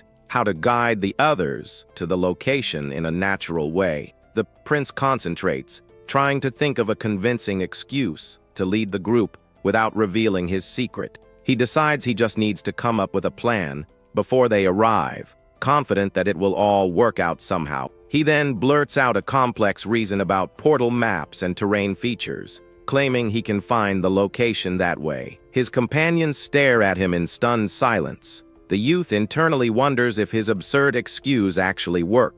After they land, Caitlin asks what he meant. He feels frustrated, but she just tells him to lead the way. The young man turns to his other sister, hoping for some kind of support for his desperate plan. Felicia calmly says she understood everything he said and tells him to lead on, much to his surprise. He is shocked that his made-up story was actually accepted, but quickly recovers and tells everyone to follow him. His older sister watches him go for a moment, with a knowing look before turning away, with a slight huff.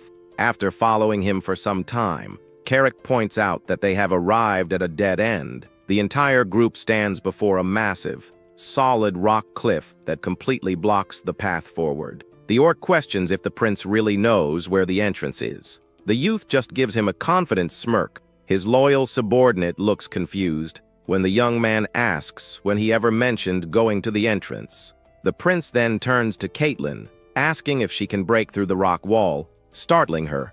She seems to understand his unspoken plan, nervously agreeing to try while wondering what he has in mind. He explains that according to his calculations, this route will allow them to bypass the dungeon's guardians. Felicia interrupts, scolding him and asking how Caitlin could possibly break the wall with her fists. She sarcastically questions if he thinks his sister is a siege weapon, leaving him confused about how to proceed. With a confident smirk, she explains that Ruin explorers specialize in destruction as she gathers blue energy. She then unleashes a powerful blast of crackling magic, sending it hurtling toward the solid rock wall.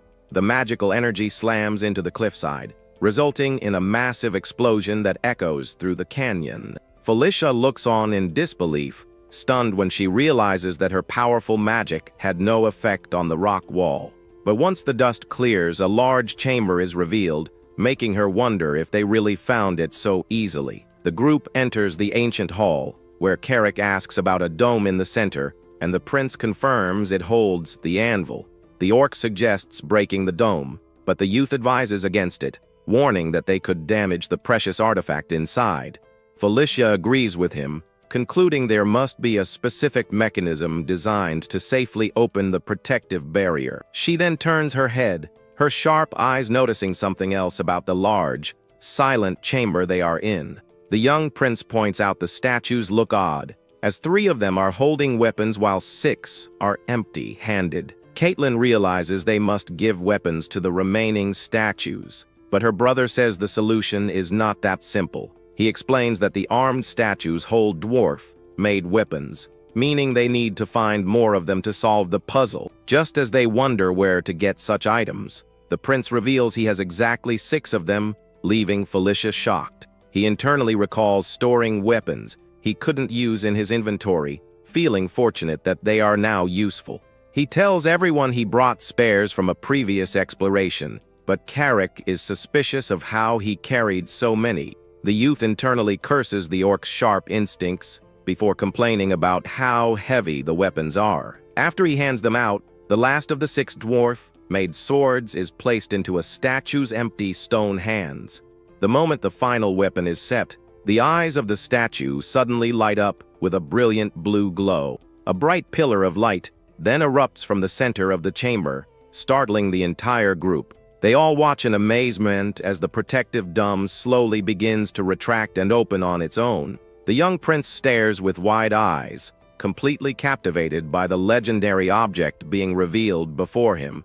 In the center of the room, the anvil that births thunder hovers, radiating an immense and powerful aura. The group stands in awe before the legendary artifact, the anvil that births thunder, which floats with a powerful glow.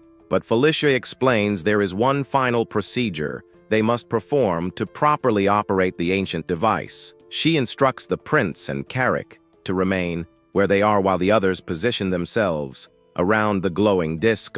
The plan is to inject magic power into the platform, starting with her and gradually increasing the amount clockwise. Everyone moves to their designated spots, forming a circle around the anvil as they get ready to begin the ritual. Felicia tells them to focus and begins the process, gathering crackling blue energy between her outstretched hands. A web of electrical energy connects them all as they pour their magic into the device, making the entire room hum with power. She suddenly shouts at her brother, urging him to channel more magic power into the ritual, and he quickly obeys. The princess encourages the group to maintain the energy flow, warning them not to let their guard down for even a moment. The 2 siblings continue to channel their power, and the immense magical pressure builds around the glowing artifact. He grits his teeth with a look of intense concentration, focusing all his energy on the demanding activation ritual. Suddenly, a massive bolt of lightning erupts from the anvil, shooting straight up and blasting through the mountain's peak.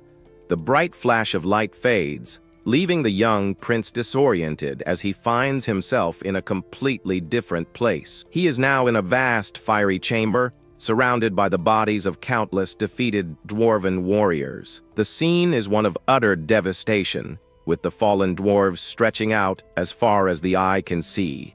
A commanding voice suddenly echoes through the chamber, and the youth looks around in shock and confusion. He quickly looks up toward the ceiling, trying to locate the source of the powerful voice that booms from above. His eyes widen in pure disbelief as he sees the immense and terrifying figure descending from the smoke-filled sky. A colossal black dragon with glowing red eyes hovers over the battlefield, its presence radiating overwhelming power. The massive beast then unleashes a devastating torrent of fire, engulfing the entire chamber in a wave of flames.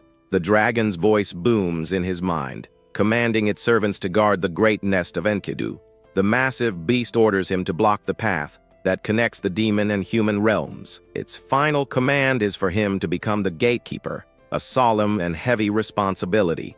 The intense vision suddenly ends, leaving the young prince lying dazed on the cold stone floor of the ruins. He shakily sits up, certain he just saw a black dragon, and realizes it must be the legendary earth dragon Enkidu.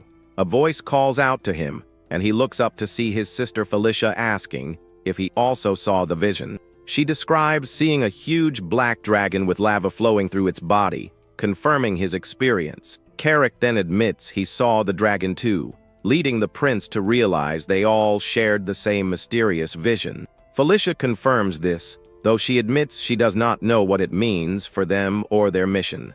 She turns to the artifact, certain that they will find the answers they seek by using the anvil. With a determined look, the princess steps forward, getting closer to the crackling and glowing artifact.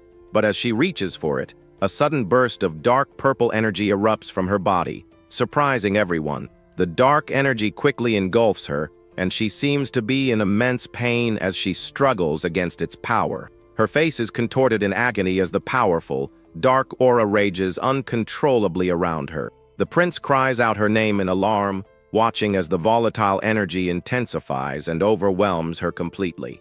As he reaches out to help, she weakly tells him to stop, but her voice is lost in the chaotic energy.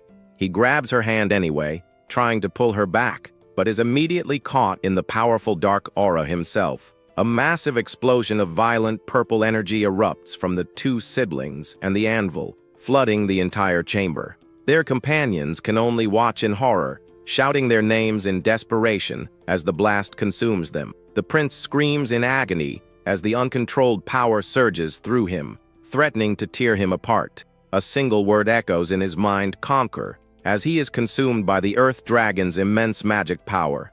He realizes this must be a trial for those not permitted to touch the anvil, a test he now has to face. His vision is filled with a bright flash of light as the word conquest burns into his mind. The eruption of dark magic finally subsides, leaving a lingering purple haze around the now silent anvil. Carrick and Caitlin can only stare in shock, watching the aftermath of the chaotic magical explosion. The dust settles to reveal the young prince kneeling on the ground, his body still crackling with purple energy. He supports his sister with one arm, a strange, dark weapon now clutched in his other hand. A shadowy aura covers the right side of his face, as one of his eyes glows with a menacing purple light. Meanwhile, back at the temporary camp, the remaining Allied soldiers are unaware of the looming danger. High on the cliffs overlooking the canyon, Red Orc scouts watch the unsuspecting camp below. One of them uses a spyglass, confirming the enemy's location with a sinister grin on his face.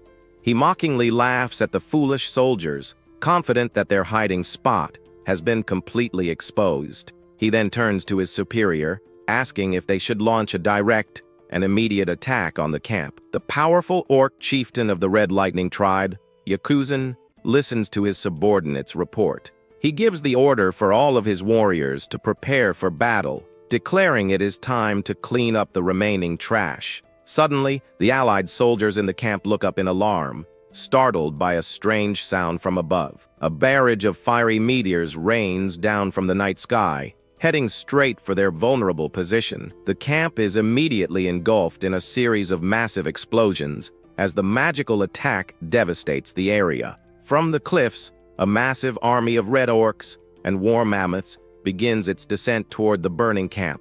The red orc horde charges forward with ferocious battle cries, ready to slaughter any survivors of the initial attack. Chris curses their terrible situation, realizing that without their strongest fighters, the army is about to be wiped out. He can only watch from a distance, as the fiery explosions continue to devastate their temporary camp. Meanwhile, the Red Orc chieftain laughs at the foolish demons, saying they deserve this for their arrogance. He orders his mages to kill all the remaining soldiers, and they begin to gather magical energy for the final blow. One of the mages channels a powerful purple aura into his hand, preparing to unleash a devastating spell.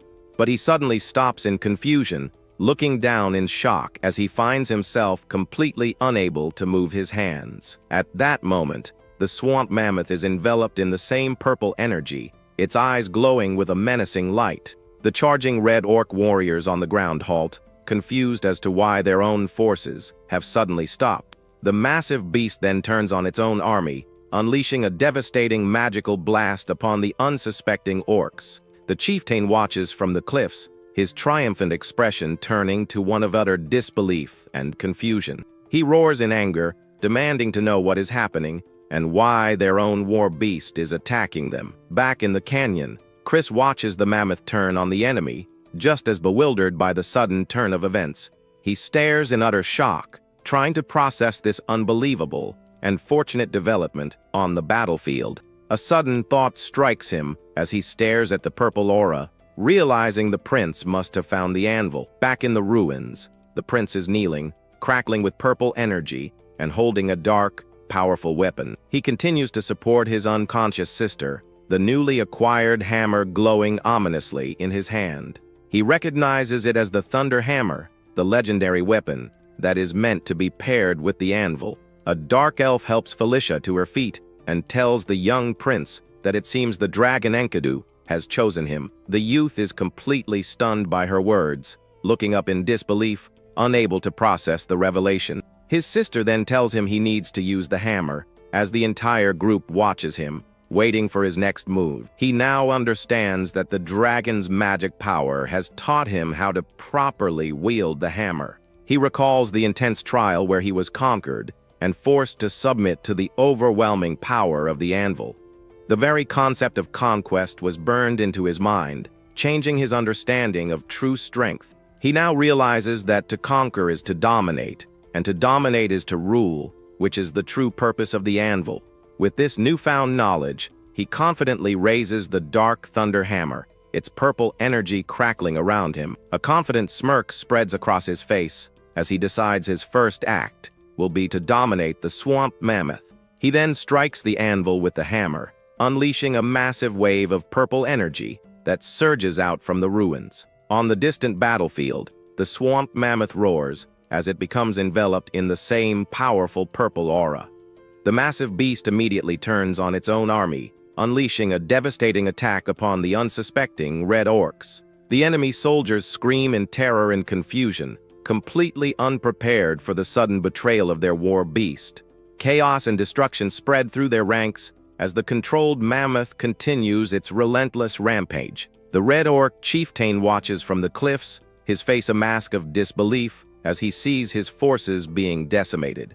General Vandal sees the mammoth attacking the enemy and realizes the prince and his companions must have succeeded. He immediately seizes the opportunity, ordering his allied forces to charge forward and wipe out the enemy. The allied orcs clash with the disorganized Red Lightning tribe, pressing their advantage in the chaotic battle. The enemy chieftain stands frozen on the cliff, watching helplessly as his entire army falls into disarray. A subordinate asks how this is happening, and the chieftain admits he doesn't know who is wielding such power. When his subordinate suggests they should retreat for now, the chieftain roars in fury at the mere thought. At that moment, Chris appears behind him, landing a powerful blow that sends the unprepared chieftain stumbling. The prince's brother glares at his foe, telling him that this is as far as his destructive conquest will go. He offers to kill the chieftain painlessly if he surrenders, but the proud warrior only responds with a furious roar. The enraged orc leaps into the air, vowing to tear him to shreds for his insulting offer. But Chris is ready for him, unleashing a powerful beast Lord Fist attack to meet the chieftain's charge. The two powerful warriors clash in a devastating explosion of force that sends shockwaves across the cliff. The remaining red orcs watch in horror as their chieftain is defeated, their morale completely shattered. The prince's brother looks down at his bloodied hand, knowing he now just needs to clean up the rest of the enemy. Later, he stands with his younger siblings, admitting that they would have been in real trouble without their help. He then looks off into the distance, a concerned expression on his face as he wonders if they are okay. Back in the ruins, the others watch a magical projection showing the controlled mammoth rampaging through the enemy. The dark elf is still in awe, realizing that with the anvil's power, the Red Lightning tribe is being utterly destroyed. A look of grim satisfaction crosses her face as she watches the enemies complete and total annihilation. But as she speaks, she suddenly collapses, weakened from the earlier magical backlash from the artifact. Her companions rush to her side, and she reassures them that she will be fine after a little rest. The dark elf offers to prepare a place for her to rest, but then notices that the young prince is gone. A moment later, they find him outside the ruins, sitting alone and looking up at the sky. He breathes a sigh of relief as a series of notifications appear, informing him that he has leveled up multiple times. He is surprised by the sudden and massive increase in his level, wondering if it is because he used the anvil. Another notification then appears, informing him that his conquest skill has also leveled up. He opens his status window and is thrilled to see that his Under the King's Banner skill has leveled up as well. A confident smirk spreads across his face as he realizes his main skill is getting stronger, which is great news for him. He also notices a new skill called King's Knights, guessing from its name that it is some kind of summoning ability. Just then, a voice calls out his name, snapping him out of his thoughts with a sudden jolt. He turns to see his sister Caitlin walking toward him with a concerned look on her face. He greets her with a cheerful smile, realizing he had left the ruins without telling anyone where he was going. But before he can apologize, he receives a powerful chop to the head from his angry older sister. She scolds him for disappearing without a word, and he can only apologize for worrying her. She tells him it's fine as long as he is safe, but then says they will have to camp there for the night. He is confused by this, but she explains that while that was the original plan, they now have a problem. A look of concern crosses his face as he wonders what kind of problem could have come up now. Caitlin explains that their sister Felicia has lost consciousness and is now in a deep sleep. She says that Felicia had pushed herself too hard after being captured by the Red Lightning tribe. Even though she said she would be fine with some rest, she collapsed and has not woken up since. His sister then explains that without Felicia, they cannot summon the phantom steeds to fly back to the main camp. The young prince agrees with her plan, but he can't help but feel worried about his sister's condition. Later that night, the small group rests in the now quiet ruins, waiting for their companion to recover.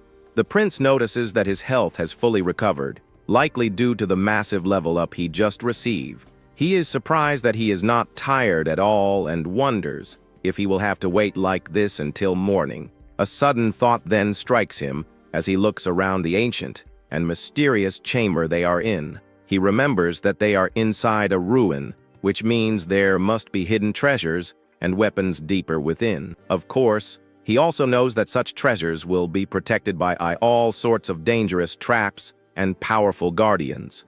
He clutches the thunder hammer, a confident smirk on his face, as he realizes he is now the ruler of the ruins. The anvil's power may only work inside this ruin, but here, it grants him absolute and unmatched authority. In other words, he now has a free pass to explore the entire dungeon without any fear of its dangers. He then wakes up his loyal subordinate Carrick, who is still sleeping soundly on the cold stone floor. With a mischievous grin, the prince tells his groggy companion to come somewhere with him. As they walk deeper into the ruins, the orc nervously asks if it is okay to just enter like this. The prince reassures him, and then points out that a ruin like this must contain some decent weapons. As soon as he opens the door to the next chamber, his loyal subordinate lets out a terrified gasp. He points with a trembling finger, warning the prince about a huge monster lying dormant on the floor.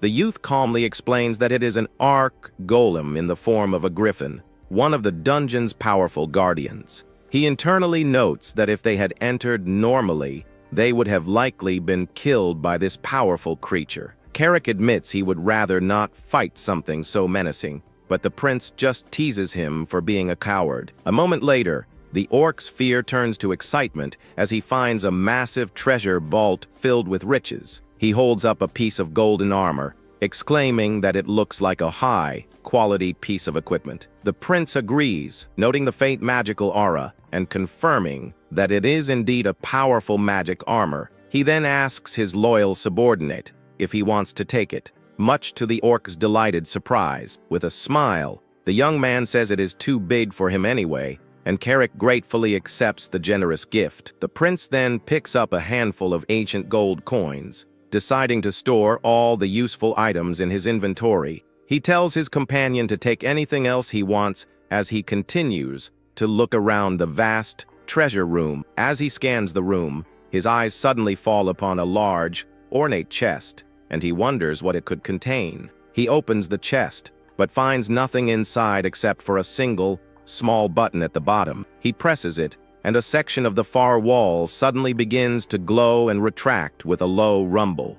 A hidden doorway is revealed, leading into a dark, secret chamber he had not noticed before. A wide, excited grin spreads across his face as he realizes there must be something special hidden here. He confidently steps into the secret passage, his footsteps echoing in the dark and silent corridor. After a short walk, he emerges into a wide, open space at the heart of the hidden chamber. He looks around the massive room, and his eyes immediately lock onto a single object in the center. A powerful artifact floats above a pedestal, radiating a familiar and overwhelmingly powerful dark aura. He instantly recognizes the mana, a sense of familiarity washing over him as he stares at the object. Even though he has never seen it before, its name automatically comes to his mind, as if he has always known it. He looks up at the floating artifact, his voice filled with a mix of awe and reverence as he names it. It is Enkidu's gauntlet, also known as Earthshaker, one of the most powerful artifacts in the entire world. The legendary weapon floats silently, its immense power contained within its ancient, armored form. The aura of conquest that now flows through him is resonating with the legendary gauntlet. He feels an irresistible pull toward the artifact, a powerful connection that seems to be calling out to him. But as he reaches for it, a series of notifications appear, warning him that his stats are all insufficient. He is shocked, realizing that even with his recent level-ups, he still is not strong enough to handle the gauntlet. Despite the warnings, the powerful artifact continues to glow, its intense aura reaching out to him. A new notification then appears, informing him that the Earthshaker has acknowledged him as its master. The gauntlet's user is then changed to his name, much to his utter surprise and confusion. A brilliant flash of golden light envelopes his hand as the Earthshaker materializes and fuses with his arm. The prince is momentarily blinded by the intense power, feeling the ancient artifact becoming a part of him. He stares in amazement as the gauntlet forms around his hand, and a notification confirms a massive stat boost. He can't believe how much his stats have increased just by equipping the powerful legendary artifact. A confident smirk spreads across his face as he imagines how much stronger he will become as his level increases. He is thrilled with his new acquisition, realizing he has found an even better item than he could have ever expected. Enkidu's gauntlet is now his, a powerful weapon that will undoubtedly change the course of his journey. Suddenly, Carrick's voice startles him, and he quickly turns around, trying to hide the glowing gauntlet. He is shocked to see his subordinate standing there, and the orc reveals he saw everything, including the disappearing glove. The prince feels a bead of sweat run down his cheek, worried that his secret about the inventory has been exposed.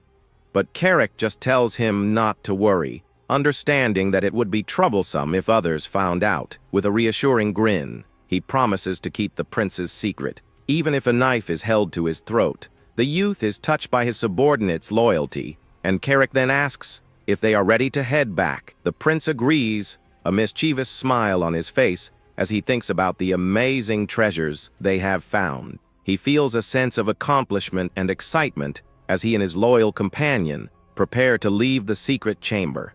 They walk back through the treasure vault, their footsteps echoing in the now quiet and empty ruins. But just as they are about to leave, the prince suddenly stops, his eyes locking onto something in the distance. He calls out to his companion, urging him to look at something he has just noticed among the piles of treasure. With a wide, excited grin, he points to a small, glowing potion, telling Carrick it is exactly what they need right now. The scene then shifts to Felicia, who is shown drinking the potion, its magical properties healing her exhausted body. She slowly opens her eyes, the effects of the powerful potion taking hold and restoring her energy. The prince leans over her, a look of concern on his face as he asks if she is feeling any better. He is relieved to see her awake, and she looks around in confusion, asking what happened. Caitlin explains that her brother brought a magic recovery potion, a proud smile on her face. Felicia is still disoriented, wondering where he could have possibly found such a rare item. The young man playfully reminds her that they are in a ruin, a place filled with all sorts of treasures. She looks at him for a moment, then realizes he is right, feeling a bit foolish for forgetting. With a confident smirk, he tells her that he is the ruler of these ruins, so she has nothing to worry about. He reassures her that she just needs to rest, and her magic power will be fully recovered when she wakes up.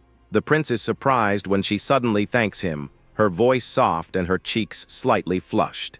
He is taken aback by her sincere gratitude, and she repeats her thanks with a genuine and warm smile. The next morning, the small group finally returns to the main camp, the sun shining brightly in the sky. General Vandal greets them with a wide, triumphant grin, exclaiming that they have finally arrived. He slaps Carrick on the back, congratulating everyone on their hard work and successful mission. Chris then appears, clearing his throat awkwardly as he looks at his younger siblings. The prince is surprised to see his older brother, who still seems a bit embarrassed by their earlier disagreement. He struggles to find the right words, clearly not used to admitting when he is wrong or praising others, but he finally manages to compliment his sister, telling her that it was a splendid performance. She just smiles, brushing off his praise with a confident and slightly smug look on her face.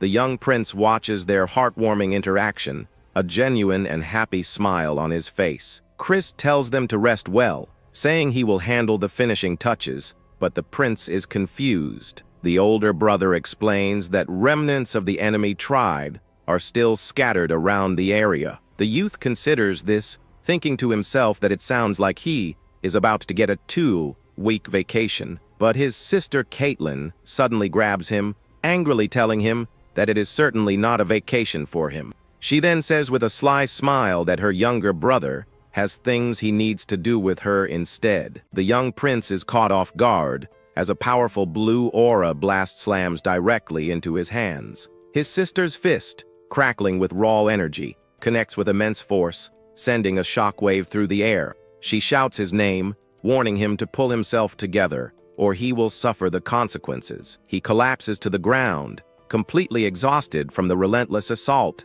as she urges him to get back up. Lying there, he admits to himself that while he was prepared, the training for the beast fist art is seriously brutal. It becomes clear that the something his sister had planned for him was this very intense and unforgiving training. He recalls that for the first 5 days, it felt like all he did was get beaten up relentlessly. But after a full week, his senses sharpened, and he could finally start to see her lightning, fast punches coming. Now, on the 11th day, the training continues with even greater intensity, leaving craters in the ground. Showing a massive improvement in his skill, he successfully intercepts one of her strikes mid-air. His sister smirks impressed, acknowledging that he is starting to keep up with her pace quite well. The young prince grins back confidently, stating that after all the beatings he has taken, it is about time. He reflects on his progress, realizing that his beast fist art and aura have both reached level 5. Pleased with his development, his sister declares that he is finally ready to begin learning the beast god fist art. He looks up in disbelief and excitement, while she admits that she has never seen anyone learn this fast before. The prince's eyes gleam with anticipation, realizing he's about to learn the lycanthropes, secret technique. She takes his hands, explaining that she will now teach him a completely new way to wield his aura. Holding his hands firmly, she tells him not to miss a single detail and to follow her movements carefully. He looks at her with complete focus and determination, confirming that he understands and is ready. A brilliant blue aura begins to emanate from their clasped hands as the next stage of his training begins. A massive pillar of blue aura erupts around them, shaking the ground as she channels her energy into him. He closes his eyes, completely immersed in the sensation, feeling his sister's powerful aura flowing through him. Her energy guides him, and he notes that it feels similar to the beast fist art, but also fundamentally different and much deeper. He learns that aura is the force of life. When pushed to its extreme, it becomes akin to the power of the soul and of conquest. It is a ferocious and domineering power, one meant to conquer others and force their obedience. The young man floats in a void of pure energy, wondering if this is the true nature of aura. His newfound understanding causes the energy to burst outward once more, kicking up leaves and dust around them. As his comprehension deepens, notifications confirm that his beast fist art and aura levels have both increased. His sister looks at him with a proud and amazed expression, calling his name in admiration for his rapid growth. He stands confidently in his new power as a notification confirms he has finally acquired the beast god fist art.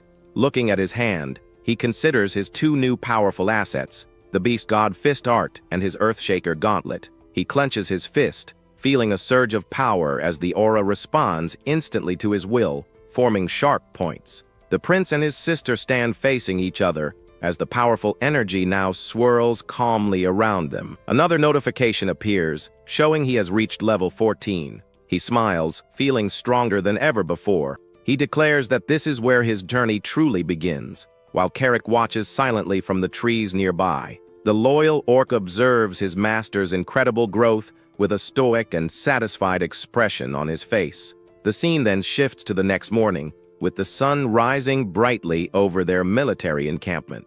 Inside a large tent, the prince and his sister are having a quiet meal together after their intense training. He remembers something and decides to ask his sister a question about Felicia to understand the situation better. He asks why the relationship between Felicia and their older brother Chris is so strained. He thinks to himself that Felicia is a key ally he needs on his side, but her strained relationship with Chris could be a problem. His sister clarifies that they are not on bad terms, but they definitely seem distant from one another. She continues, saying there was no direct incident between them, which makes the young prince wonder what the real reason is.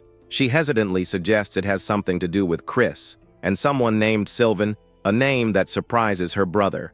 She lightly scolds him for saying the name so carelessly, and he quickly apologizes, explaining he was just caught off guard. He then remembers who Sylvan is. Felicia's twin brother, Sylvan Doomblade, was a troublesome opponent in his past life. The prince puts the pieces together, realizing the core of the problem must be between his older brother and Sylvan. Just then, their conversation is interrupted by the sudden arrival of Chris, who startles both of them. His sister nervously calls out their older brother's name, while the prince asks why he returned so early. Chris tells them to pack their things, explaining the mission ended faster than expected, and they are leaving that afternoon. The young prince is confused by the sudden news, and asks his older brother where they are heading next. The blonde warrior just smirks, finding the question silly, and reminds him that they need to report their success. Outside, they say their goodbyes to General Vandal, who thanks the royal siblings for all their hard work. The orc general tells the ninth prince that he looks forward to the day they will meet again. The young man smiles back, confidently telling Vandal that he will be waiting for that day as well.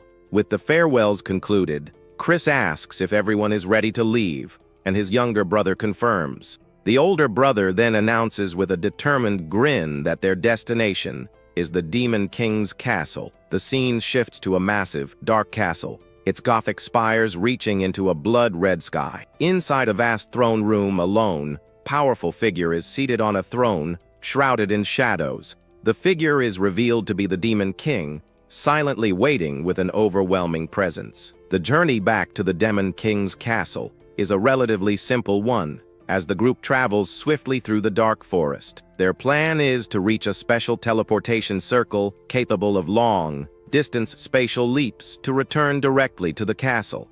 The trip to the nearest circle is estimated to take 3 days, a journey that involves camping in the wilderness without any stops at inns.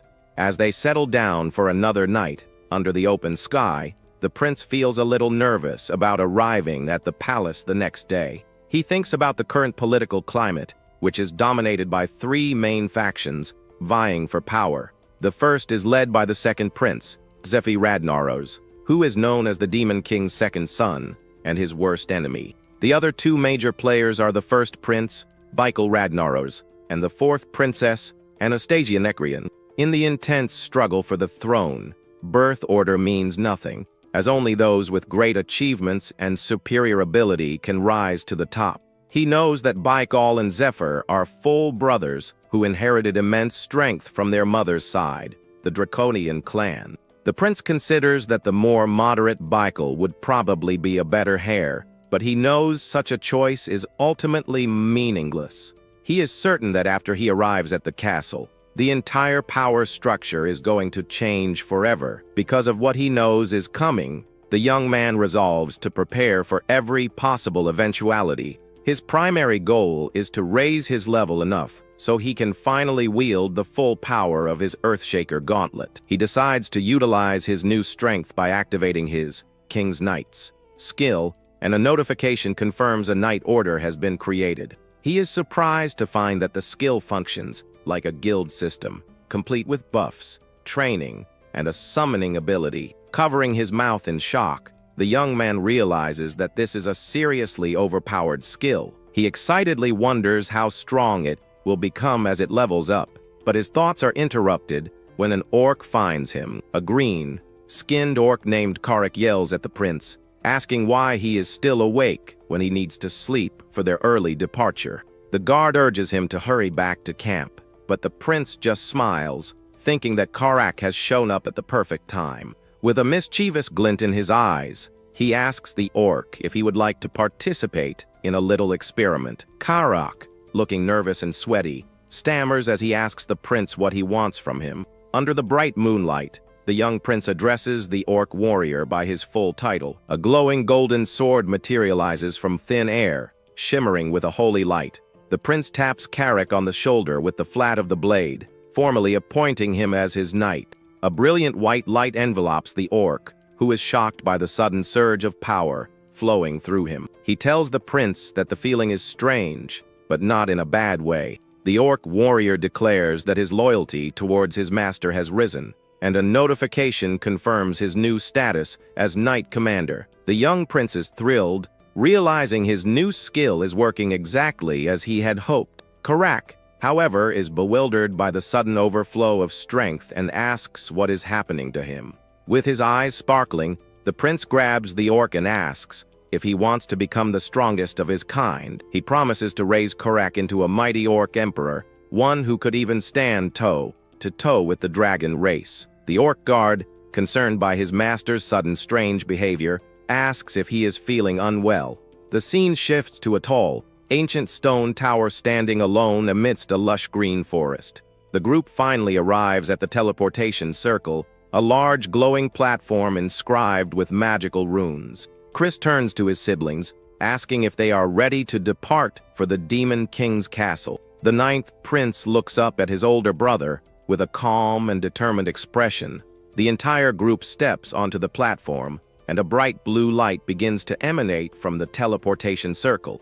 As the magic activates, a powerful gust of wind swirls around them, their clothes whipping in the magical currents. A brilliant beam of light shoots up from the platform, enveloping them completely in its glow. In a flash of light, the prince and his companions are instantly teleported away. The prince panics for a moment, caught off guard by the disorienting feeling of teleportation. He feels like he is falling through a vortex of bright blue light, losing all sense of direction. The group lands roughly on a stone floor, and he stumbles forward, trying to regain his balance. His sister rushes to his side, asking if he is okay, and he quickly assures her that he is fine. Suddenly, someone calls out Felicia's name, and the prince looks over to see a group of women approaching her. The women greet Felicia warmly, telling her they have been waiting and complimenting her beauty. Felicia stands with her arms crossed, a slight smile on her face as she is surrounded by her admirers. The young prince observes the scene, thinking to himself that it feels like he is watching some kind of idol fan club. Meanwhile, other groups greet Chris and Caitlin, but the youngest prince is left completely ignored. He jokes about no one being there for him as he watches Felicia's attendants whispering amongst themselves. Standing awkwardly with Karak, he feels isolated from the other groups, who are busy catching up. The prince now understands his current, standing within the Demon King's castle, far removed from the centers of power. He smiles to himself, unbothered, as this was all within his expectations. He turns to his loyal knight, asking if he is ready for what comes next. With a determined grin, the prince declares that from this point on, they will start changing things one step at a time. He and Karak are then shown to a small, dusty room in a remote corner of the massive castle. The room is little more than a storage space, filled with old crates, barrels, and cobwebs. Karak suggests they can unpack their things there, and the prince wryly notes that at least they have a room. Karak then informs him that the official event's schedule starts tomorrow, so they have free time until then. The prince is lost in thought when his keen ears pick up a faint sound coming from behind a nearby door. A woman with purple hair introduces herself as Flora Sevensward from the Demon King's Castle Real Estate Management Bureau. The prince is surprised, asking why someone from such a high office would visit him in his rundown quarters.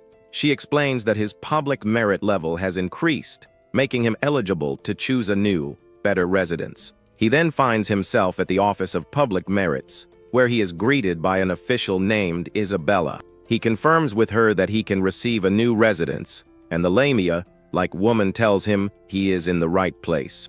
Isabella gestures, and a holographic display appears, showing all the details of his recent accomplishments. With his merit level raised to 5 and 15,000 points, he now has access to more facilities and a much larger monthly stipend. She informs him that he is the first to achieve so much on his very first mission, which he finds hard to believe. He eagerly asks her to show him the available residences, and she readily agrees to his request. Karak is in complete shock when he sees their new home, stammering the prince's name in disbelief. They stand before a massive, ornate mansion with a golden gate, a stark contrast to their previous small room. Inside, they are greeted by Flora, who says they arrived earlier than she expected. Now dressed as a head maid, she bows and states that it is an honor to serve him starting today. Karak whispers to the prince, confused, asking why the real estate agent is now their maid. The young man calmly explains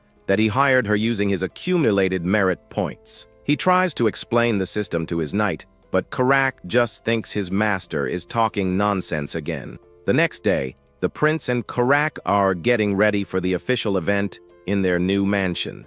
The orc, dressed in a butler's uniform, nervously tells the prince he keeps feeling the need to use the restroom. The prince, annoyed, tells his knight to just go already, complaining that his nervousness is rubbing off on him. He then sees his sister and Felicia, both in stunning dresses, and compliments them on how amazing they look. Felicia smiles, satisfied, remarking that all her effort in picking the outfits paid off. The prince's sister blushes and compliments him in return, telling him he looks great in his formal suit. He thanks them both, a slight blush on his cheeks, and says that they both look amazing as well. His sister beams with happiness at the compliment, while Felicia simply accepts it as a matter of fact. Chris approaches his younger brother, reminding him that this is his very first audience ceremony. The older prince places a supportive hand on his shoulder, telling him that today, he is the star of the show.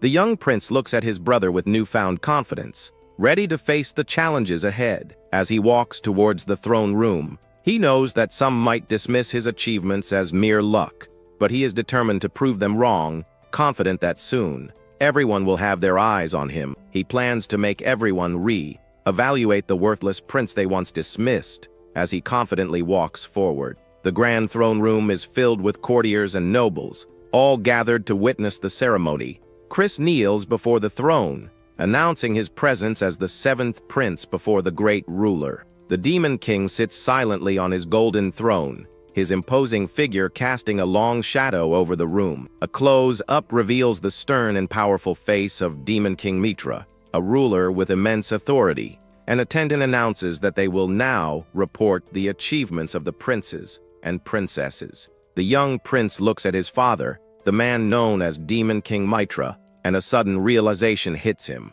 He remembers a crucial detail he had forgotten about the man who is the father to all the demon children. The prince recalls that his father is the one person in the entire castle who must never be underestimated. A wave of immense pressure suddenly washes over him, causing his eyes to widen in shock and fear. The overwhelming aura of the Demon King forces the young prince to his knees, his body trembling under the immense power. A vision of a goddess appears in his mind, telling him to conquer. An orb of golden light forms in his chest, radiating a powerful aura. The Demon King's voice echoes in his thoughts, reminding him that he too is a king.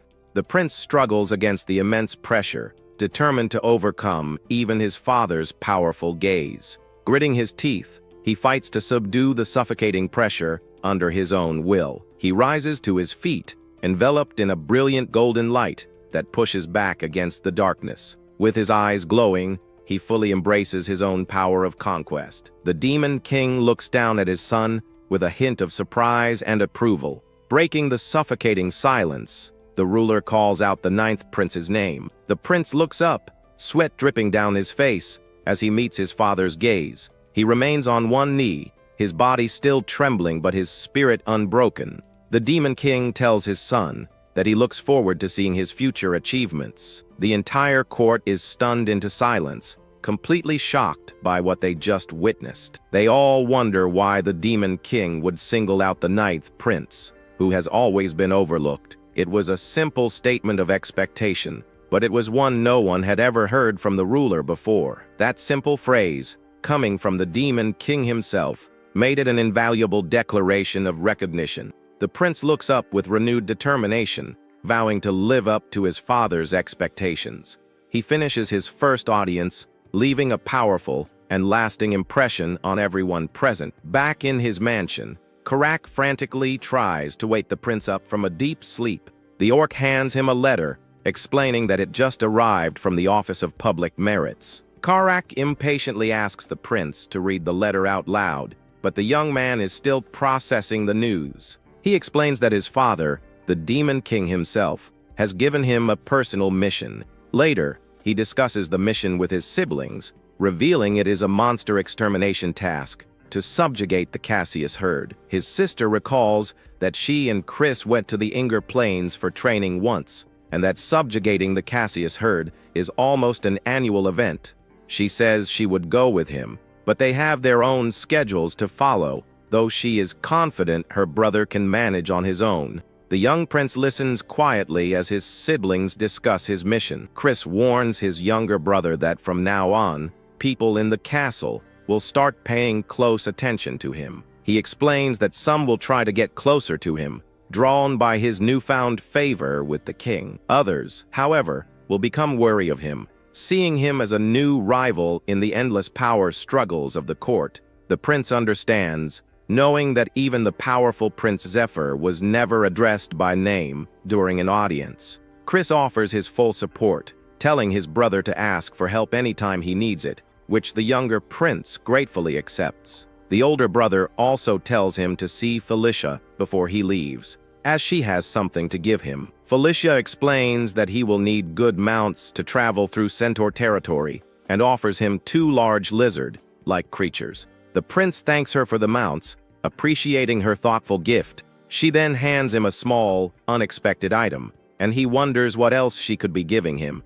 He is shocked to see a beautiful necklace with a glowing blue crystal, recognizing it as a dark elf's tear. The prince is amazed that she is giving him one of the dark elves' sacred treasures, a feat normally achieved only by killing her. Felicia explains that the dark elves are a proud race who never forget a kindness or an act of vengeance. She then pulls him into a warm hug, telling him to take care of himself and return safely. The prince is flustered by the unexpected gesture, as he had never imagined Felicia would act so affectionately towards him. He accidentally calls her Felicia's nickname, Sia, which causes her to push him away in embarrassment. She quickly dismisses it as nothing, flustered by the slip-up, and the prince assumes she just realized how awkward the hug was. He says his goodbyes and steps into the teleportation circle with Karak and their mounts. As the light of the portal fades, Felicia stands alone, watching them go. With a soft smile, she quietly accepts his farewell, her earlier embarrassment fading away. The scene shifts to the Enger Plains, where a beam of light descends from the sky. The prince, Karak, and their mounts materialize from the teleportation magic, arriving at their destination. Karak looks around, a bit disoriented, and asks if they have arrived, to which the prince confirms. They are immediately greeted by a woman who addresses the young man as the 9th prince.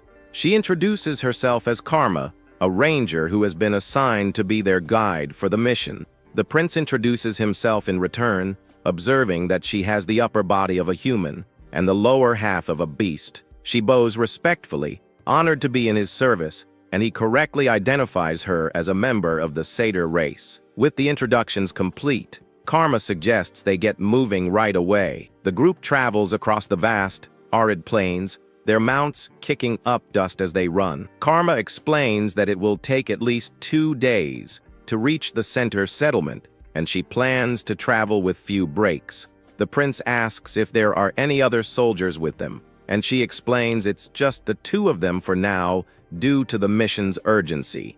She reassures him that with the centaurs on their side, they won't be outnumbered, so it will be more of a group fight.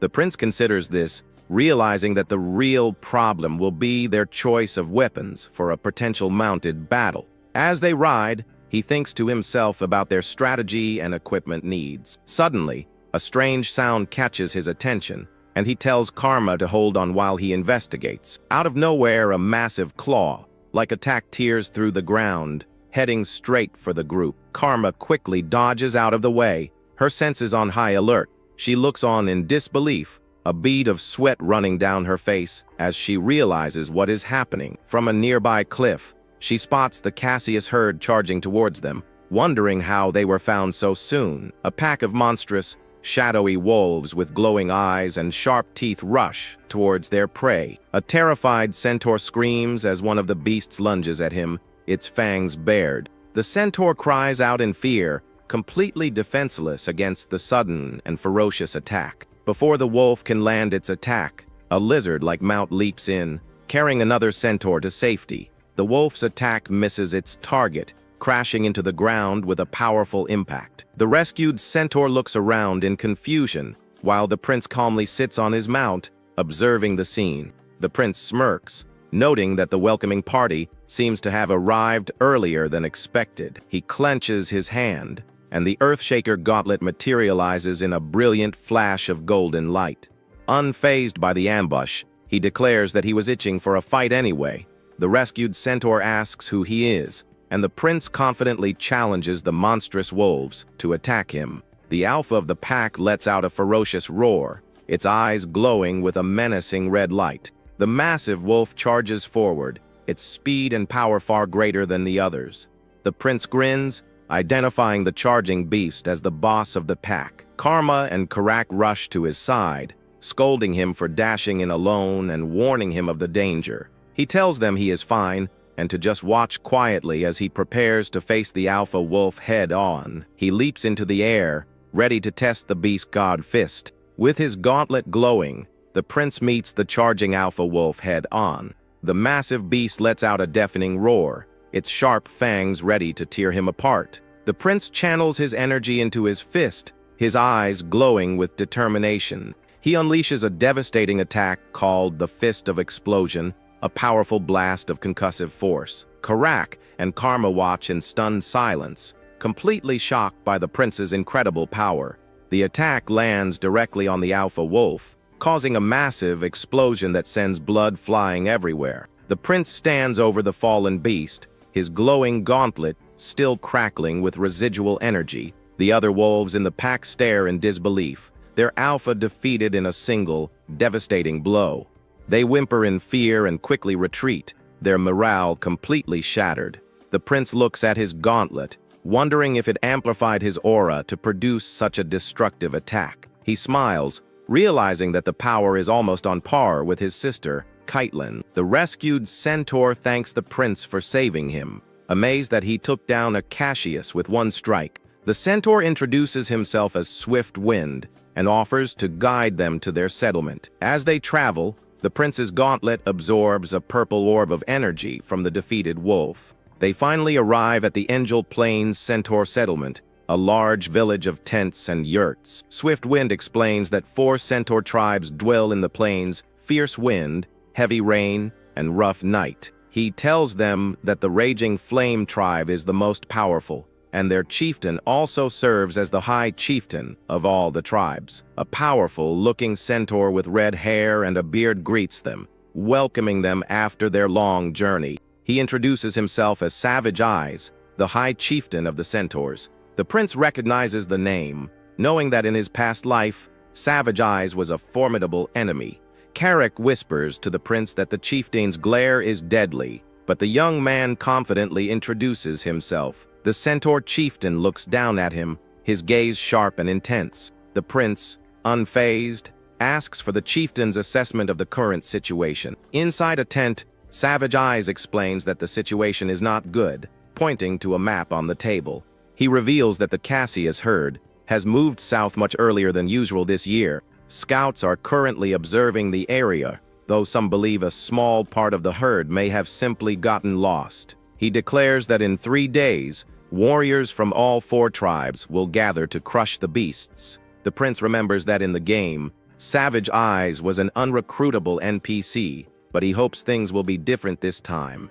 He agrees to wait for the warriors to gather, and the chieftain then changes the subject. Savage Eyes asks if it is true that the prince smashed a Cassius's skull with a single punch. The prince offers to show him his power later, hoping he can make the chieftain an ally, just like he did with his siblings. The centaur leader accepts his offer, saying he will look forward to it. That night, the prince walks through the center village, noticing the curious stares of the locals. The villagers whisper amongst themselves, recognizing him as the one who defeated a Cassius with a single blow. Karak jokes that the prince is quite popular, and the young man proudly agrees. He boasts that it is all thanks to his natural charm and virtue, but immediately regrets his cheesy comment. Karak wisely suggests that his master should get some rest. The prince lies in bed, peacefully sleeping after a long and eventful day. Suddenly, his eyes snap open as he senses something strange. He sits up in shock,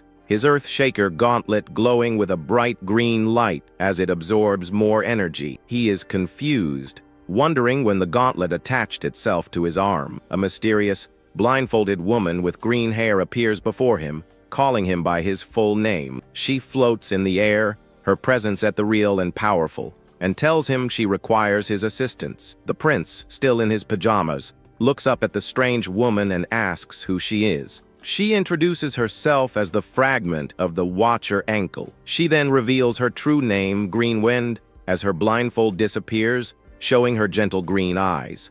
The prince recognizes the name, shocked to be in the presence of such a legendary being. He recalls that Green Wind was one of the nature spirits worshipped by the centaurs and satyrs. According to the lore of his past life, it is thanks to her power that the Anger Plains maintain their vibrant greenery. Suddenly, the world around him shifts, and he finds himself floating in a lush, green landscape with the spirit. Green Wind tells him that this place is her home. It is the sacred ground where the fragment of her origin, the Observer Ankle, resides. The prince is stunned by this revelation, his mind racing to process the information. He realizes that if she is talking about the Observer Ankle, she must mean one of the 6 legendary Elder Dragons. Elder Dragons were god-like beings that players could never encounter in the game. He finds it hard to believe that he has obtained Enkidu's Earthshaker and now encountered a fragment of ankle in such a short time. Green Wind interrupts his thoughts, warning him that monsters from the north are heading for her home. Their goal is to steal the verger of the plains, destroying her home and devouring her very soul. She tells him that he is the one who can protect this sacred place, but he is hesitant. She reminds him that he has already obtained the power of Enkidu, a power strong enough to face any threat. Greenwind reassures the prince, telling him that the fragment of Enkel will make him even stronger. He is suddenly transported back to his room, finding himself standing on the floor as the vision ends. In his hand, he holds a glowing green crystal, a token from the spirit that will surely grant him the centaur's aid. He rushes out of his tent, determined to convince the chieftain of the impending danger. He explains that Lord Greenwind is in danger and that the Cassius herd will soon attack a small temple to the northeast. The centaur leader is skeptical, hesitant to march his men out based on the prince's word alone. The chieftain's eyes widen in surprise as he sees the proof in the young man's hand. The prince holds up the glowing green crystal, identifying it as a sacred relic of Lord Greenwind. Convinced by the undeniable proof, Savage Eyes asks the prince what he must do. The centaur warriors quickly assemble, their hooves thundering on the grassy plains. An army of archers and spearmen stands ready, prepared to defend their sacred land. The prince looks at his map, finally locating the hidden temple. A beautiful, ancient temple,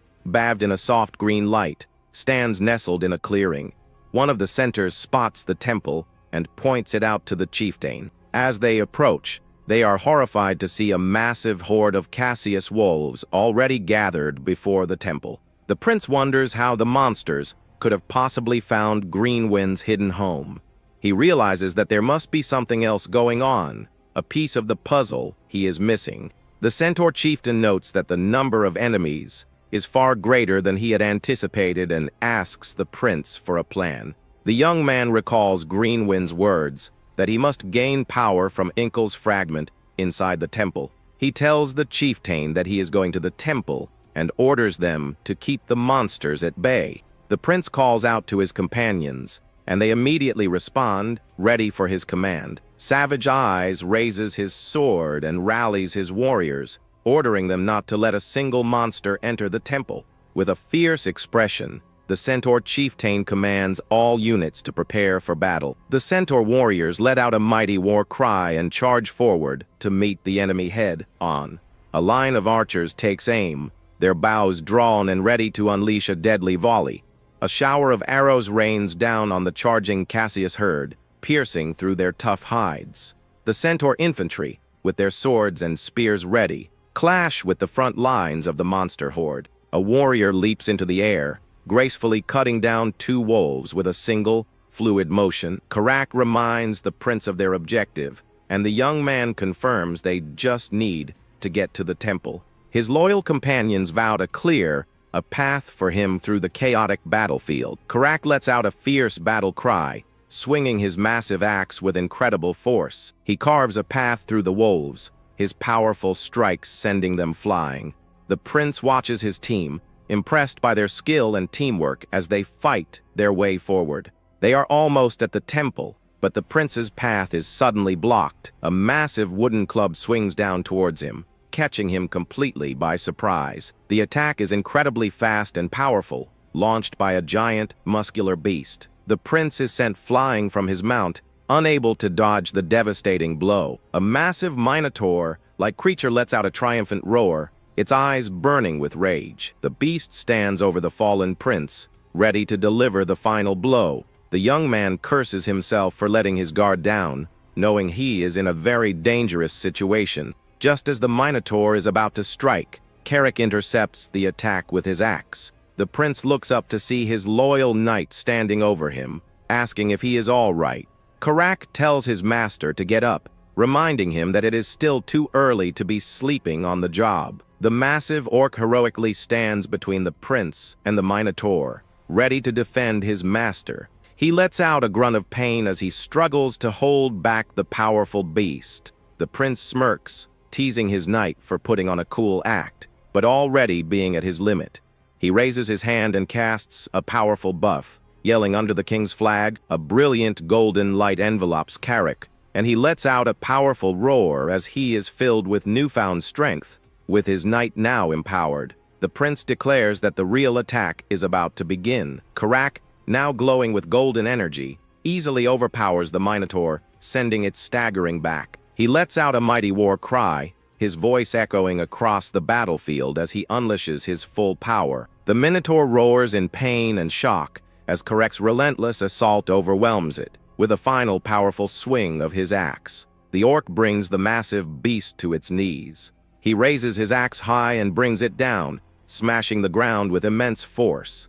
Karak tells the prince to leave the rest to him and go to the temple, and the young man entrusts the battle to his knight. The prince runs towards the ancient temple, his cape billowing behind him as he sprints across the grassy field. He enters the dimly lit temple, calling out for Greenwind, his voice echoing in the silent hall. A gentle voice tells him that the armament of Enkidu will guide him, and his gauntlet begins to glow with green energy. He looks at his glowing hand, realizing that the energy is pointing him deeper into the temple. A path of green light and leaves appears, leading him toward the heart of the sacred ground. He follows the path and finds a massive, ancient tree, glowing with an intense green aura. He stares in awe, leaves and particles of light swirling around him as he takes in the magnificent sight. A gnarled, wooden hand reaches out from the tree, offering him a glowing green object. The prince is speechless, his eyes wide with amazement as he recognizes the item. It is a dragon heart, the source of magic that every dragon possesses. He finally understands what Greenwind meant by a fragment of ankle. The spirit herself appears, explaining that the Anger Plains have been kept peaceful by the magic of the observer, ankle. She reveals that the temple is the center of that magic, and if it is destroyed, the peace will be broken. Greenwind pleads with him to awaken the ancient magic of ankle that remains in the temple to stop the monsters. Meanwhile, outside, Savage Eyes rallies his warriors, ordering them not to fall back and to protect the temple at all costs. Karak fights with incredible ferocity, his empowered axe cleaving through the monsters with ease. Karma, surrounded by wolves, unleashes her own power, her hands glowing with a bright blue energy. Greenwind tells the prince that she is counting on him to protect the plains and her children. She entrusts him with the last of her magic, her form beginning to fade as she transfers her power. A brilliant flash of green light envelops the prince, and he is suddenly transported to a different place. He looks around in confusion, finding himself in a strange, otherworldly space. Before him stands a colossal, majestic creature with 3 eyes, massive wings, and intricate antlers. The prince stares in utter awe, realizing he is in the presence of the legendary observer, Ankle. A powerful, ethereal voice tells him to take the power he seeks. A surge of green energy flows into the prince, his body glowing as he absorbs the ancient magic. Back on the battlefield, a massive pillar of green light erupts from the temple, bathing the area in its glow. Karak and the others look on in confusion, wondering what is happening with the prince. Suddenly, massive roots and vines burst from the ground, entangling the charging monsters. The ground cracks and shifts as the ancient magic of the forest awakens. Giant, sentient trees, known as trents, rise from the earth, their eyes glowing with a menacing green light. The Cassius wolves find themselves surrounded by these powerful nature guardians. The trents attack with incredible force, their wooden limbs smashing the monsters with ease. The battlefield is quickly turned in their favor as the awakened forest fights alongside the centaurs. Inside the temple, Greenwind declares that Ankle's ancient magic has finally been awakened.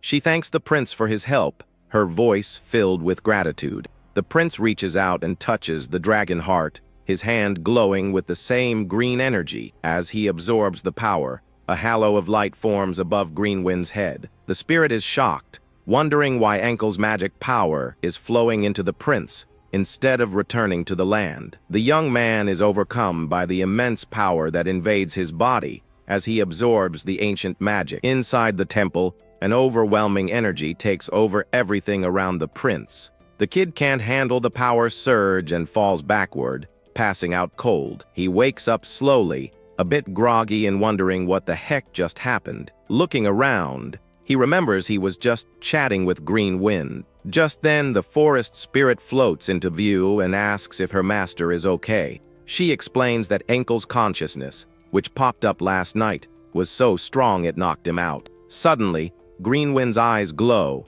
and she announces he's the conqueror knight destined by the king. A dragon image looms behind her as the spirit explains his power is to conquer and rule everything. The young man is shocked and wonders how Enkel already knew about his unique power. Greenwind then snaps back to normal, calls him her permanent master, and says there's more to reveal. A holographic screen pops up in front of the prince, surprising him with new intel. She reveals that in the northernmost part of the plains, there's a relic of Enkel called the Observer.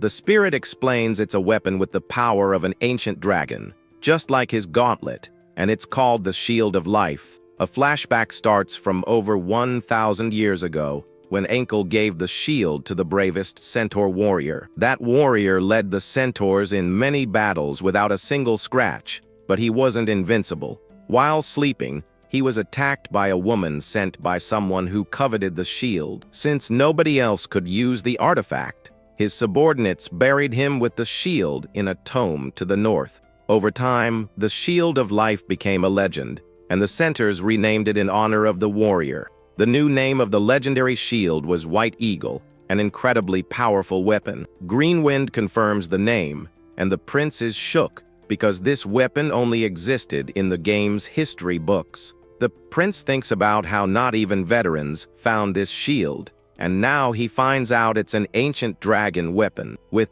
a grin, he asks where the tome is, and Greenwind says she can track it to the far north, but the spirit explains she first needs to craft a replacement component for herself. The kid asks how long that'll take, and she replies it should be ready in about 2 days thanks to him. Excited, the young man realizes they can head out soon, and even though it's far, the trip is totally doable. He's determined to go because, with the White Eagle, everything would be easy mode from there on out. The scene then shifts to the outside of the Holy Temple during the day. Outside, the prince thinks about how to justify the trip north as part of the subjugation mission. The problem is the Demon King's castle will detect the protective magic and send experts to investigate. If the report is made today, he calculates the experts will arrive in 1 week max. He decides it's better to bolt before that, but Savage Eyes interrupts him with news. The centaur chief warns that someone from the castle has arrived, leaving the prince surprised by the unexpected visit. The kid stands there frozen while the sun shines through the trees. Suddenly, a white-haired woman appears and asks why he's making that face. She approaches with her squad and asks if he saw someone he shouldn't have. He recognizes her and calls out to his sister Felicia, asking what she's doing there. A giant orc then tells them to say hello first, leaving the young man confused by the situation. A green-skinned girl then bows and formally greets the 9th prince. She introduces herself as Daphne, the daughter of the 5th consort named Echo.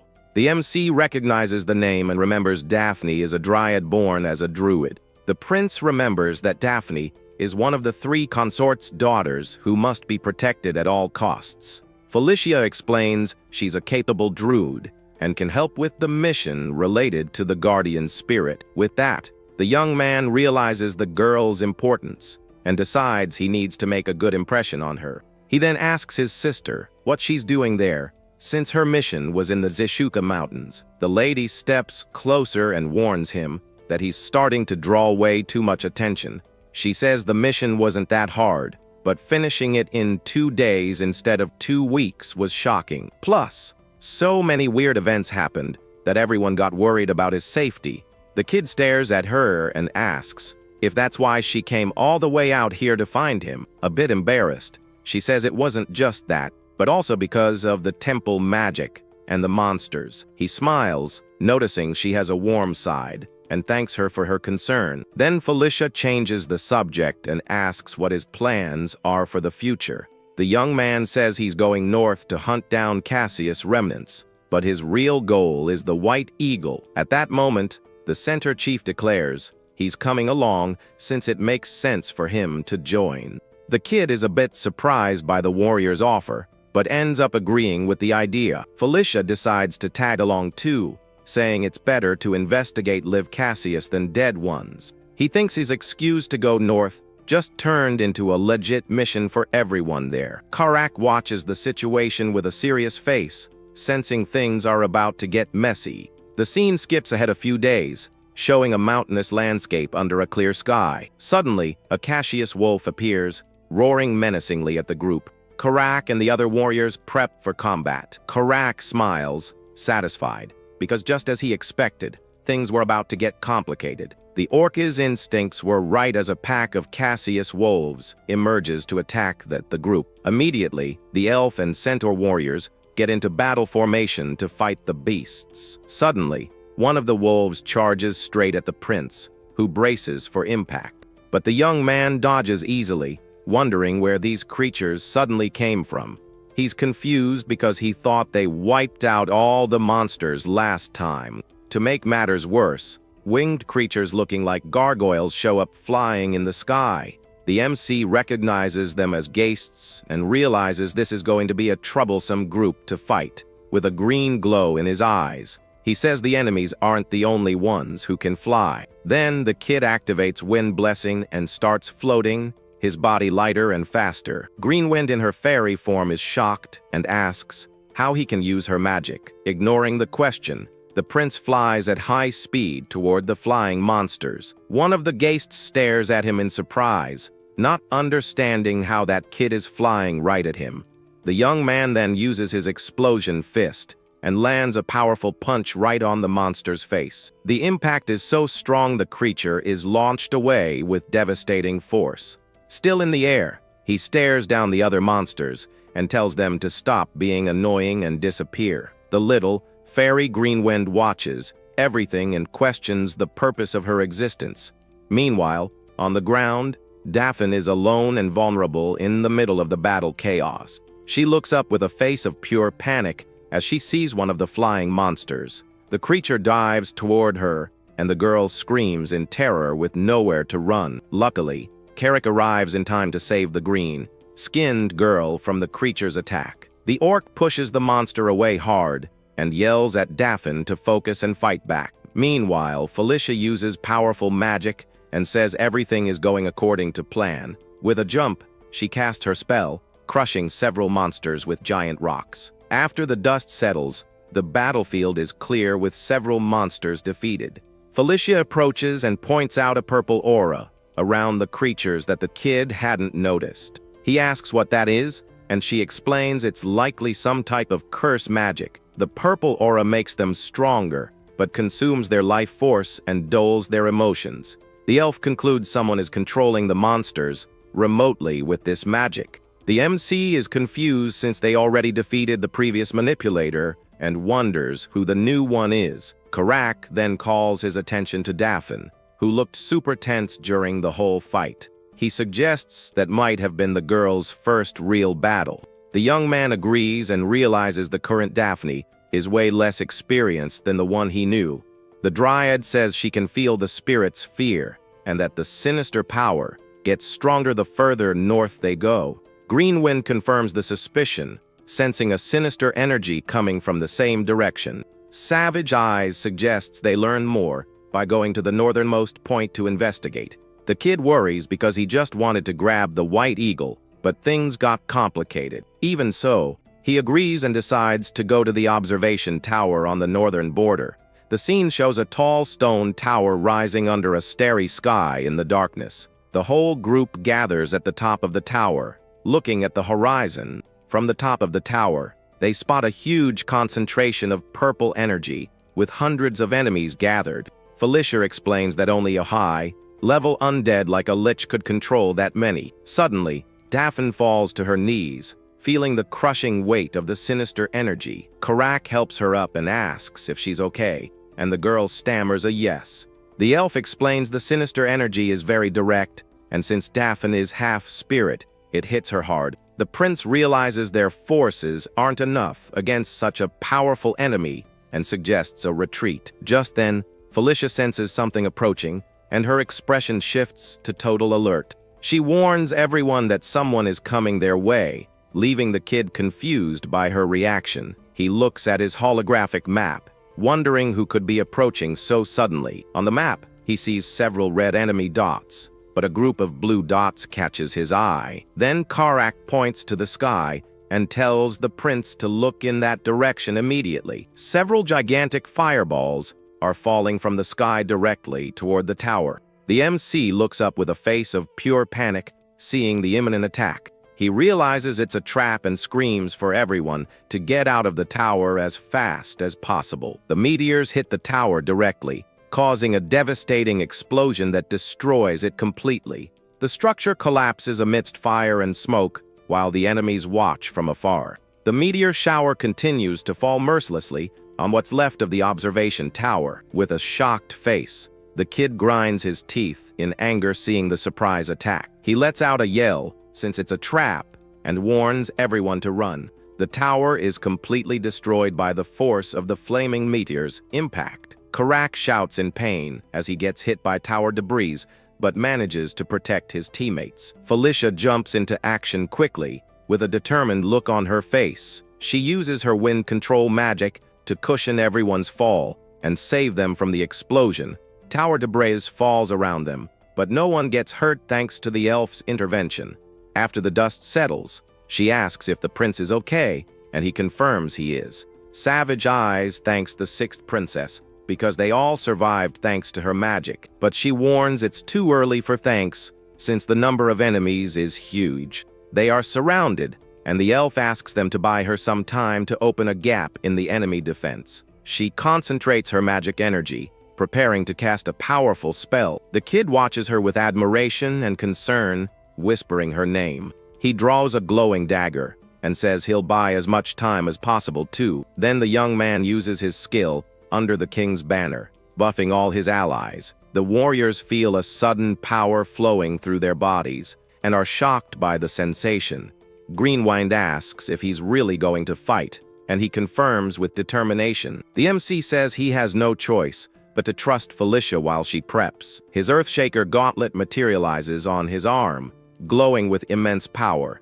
He yells for everyone to get ready for battle, while a golden aura wraps around him. The group then charges together against the horde of enemies approaching fast. With a war cry, he leads the attack, determined not to retreat no matter what. Karak, buffed by the prince's skill, charges with his axe ready for combat. Savage Eyes also joins the brawl with his sword in hand, fighting bravely against the skeletons. The MC uses his explosion fist and creates a shockwave that destroys several enemies. The undead bones shatter from the force of the attack, but they keep regenerating. A floating skull with glowing purple eyes reassembles in the air, ready to attack again. The kid grinds his teeth, frustrated, because even with his attacks, the enemies won't stay down. He realizes the battle won't end at this rate, because the enemies are infinite. Meanwhile, more and more skeletons rise from the ground, ready to attack relentlessly. The young man knows he needs to quickly find the leader controlling all those creatures. Suddenly, several bolts of purple energy fall from the sky, hitting everyone on the battlefield. The prince's allies are caught off guard and scream in pain as the magic hits them. Karak tries to protect himself but gets hit and complains about the pain from the attack. The purple energy spreads everywhere, causing chaos and confusion among the warriors. One of the elves falls to the ground groaning in pain with the purple energy still in his body. Amidst the chaos, a shadowy and imposing figure rises from the debris with a purple aura. It's a giant skeleton knight with a crown and full black armor, looking intimidating.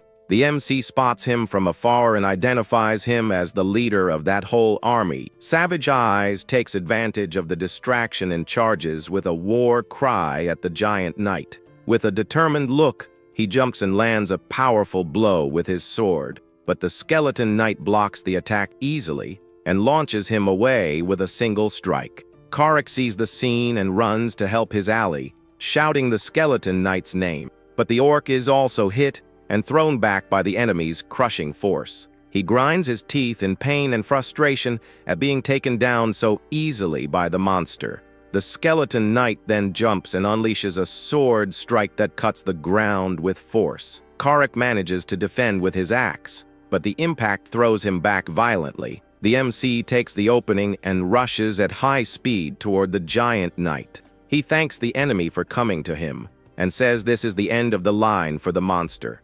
With a jump, he uses his explosion fist, landing a direct and devastating hit, but the skeleton knight blocks the attack with ease, and throws him to the ground effortlessly. The kid gets up with difficulty, coughing and wondering how strong that enemy is. He realizes the skeleton knight is on a completely different level than them. Felicia then approaches and tells him to stop fighting and rest for now. The skeleton knight watches her in silence, appearing intrigued by her appearance. The MC is surprised by his sister's intervention, not understanding what she's planning.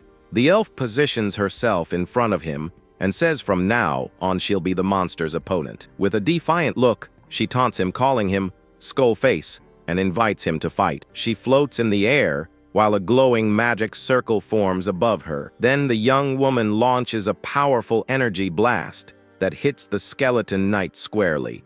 The monster screams in pain as the attack hits, but stays standing and resists. He charges with rage, ready to counterattack and end that fight once and for all. Felicia isn't intimidated and uses her wind control to launch another energy blast. The skeleton knight charges with a powerful purple aura, ready to crush his opponent. But Felicia doesn't flinch and stares down the monster with determination. Using her blink skill, she teleports above the enemy with an energy sphere in her hands, catching him by surprise. Then the elf launches several energy spheres that hit the skeleton knight with full force. The monster screams in pain while being bombarded by the young mage's attacks. The MC watches the scene, impressed by his sister's power dominating the fight alone. Suddenly, he feels a new energy and turns to see what's happening. Daphne is by his side, wrapped in a green aura, and asks if he's okay. The dryad then uses her dryad's blessing, healing and buffing all her allies. Savage Eyes feels his wounds healing and his muscles strengthening with the magic. Karak is also wrapped in the green aura, feeling reinvigorated and stronger than before. The kid smiles excitedly, seeing that Daphne is finally using her unique owl buff. A notification appears informing him that he acquired the skill activation level 1. Confused, he is wrapped in blue light, and energy orbs start floating around him. Another notification pops up, saying he acquired the skill Spirit Blossom level 1. The new skill imbues him with the power of a spirit, boosting all his stats. He realizes the spirits of life and wind are inhabiting his body at the same time. The kid then attacks the skeleton knight with several golden energy strikes. Felicia gasps with fatigue, but continues to fight with her powerful magic. She uses her blink skill again, preparing for a new attack against him. Felicia creates purple energy blades that slice through the air toward the skeleton knight. She calls him a persistent bastard and tells him to just disappear already. The elf advances with a powerful attack, but the monster manages to defend with his sword. She is shocked to see her attack wasn't enough to take down the enemy. Suddenly, Karak, wrapped in a green aura, yells the skeleton knight's name. The orc charges with his axe and delivers a powerful blow that the monster blocks with difficulty. The skeleton knight is surprised by the strength of the attack, but manages to hold firm. The MC praises his sister's good work while floating beside her in the air. Felicia turns in surprise to see her brother by her side, ready for the final attack. He tells her to leave the finishing blow to him while his gauntlet glows intensely. With a yell, he uses his explosion fist and lands a devastating hit on the enemy. The skeleton knight takes the hit full on and starts to disintegrate from the force of the attack. Karak celebrates, saying they can win with this, but the prince corrects him with a smile. The orc then decides he'll deal the final blow and charges with his axe in hand. But the skeleton knight's body explodes in a cloud of purple energy, throwing everyone back. The kid yells his friend's name, worried about what might have happened. He gets hurled away by the explosion, unable to control his movement in the air. With eyes wide in shock, he can't understand what just happened. Everyone gets caught in the blast and thrown far away amidst the chaos of purple energy. Felicia looks around, not believing the enemy is breaking apart on his own. Felicia stares at the skeleton knight again, ready for a powerful counterattack. The little fairy Greenwind flies through the dark forest, looking for something important. She stops for a moment, appearing to have sensed something nearby. Then the fairy finds what she was looking for, a piece of floating land with a weapon stuck in it. It was the legendary warrior's tome, with the white eagle glowing with immense power. Back at the battle, the skeleton knight prepares to attack the fallen prince. But Felicia stops him with her magic, staring him down with a furious and determined look. She scolds him for looking away and says his opponent is her. With a scream of rage, the young mage preps an even more powerful spell. She launches her triple explosion, a massive energy blast that hits the enemy. The skeleton knight takes a direct hit, but his armor seems to absorb part of the damage. He advances through the explosion and delivers a powerful strike against the elf. She tries to use her blank skill to escape, but gets hit squarely by the attack. The monster hits her with a powerful punch, launching her away with brutal force. Felicia manages to defend with a magic barrier, but is still pushed by the impact. She grinds her teeth in frustration,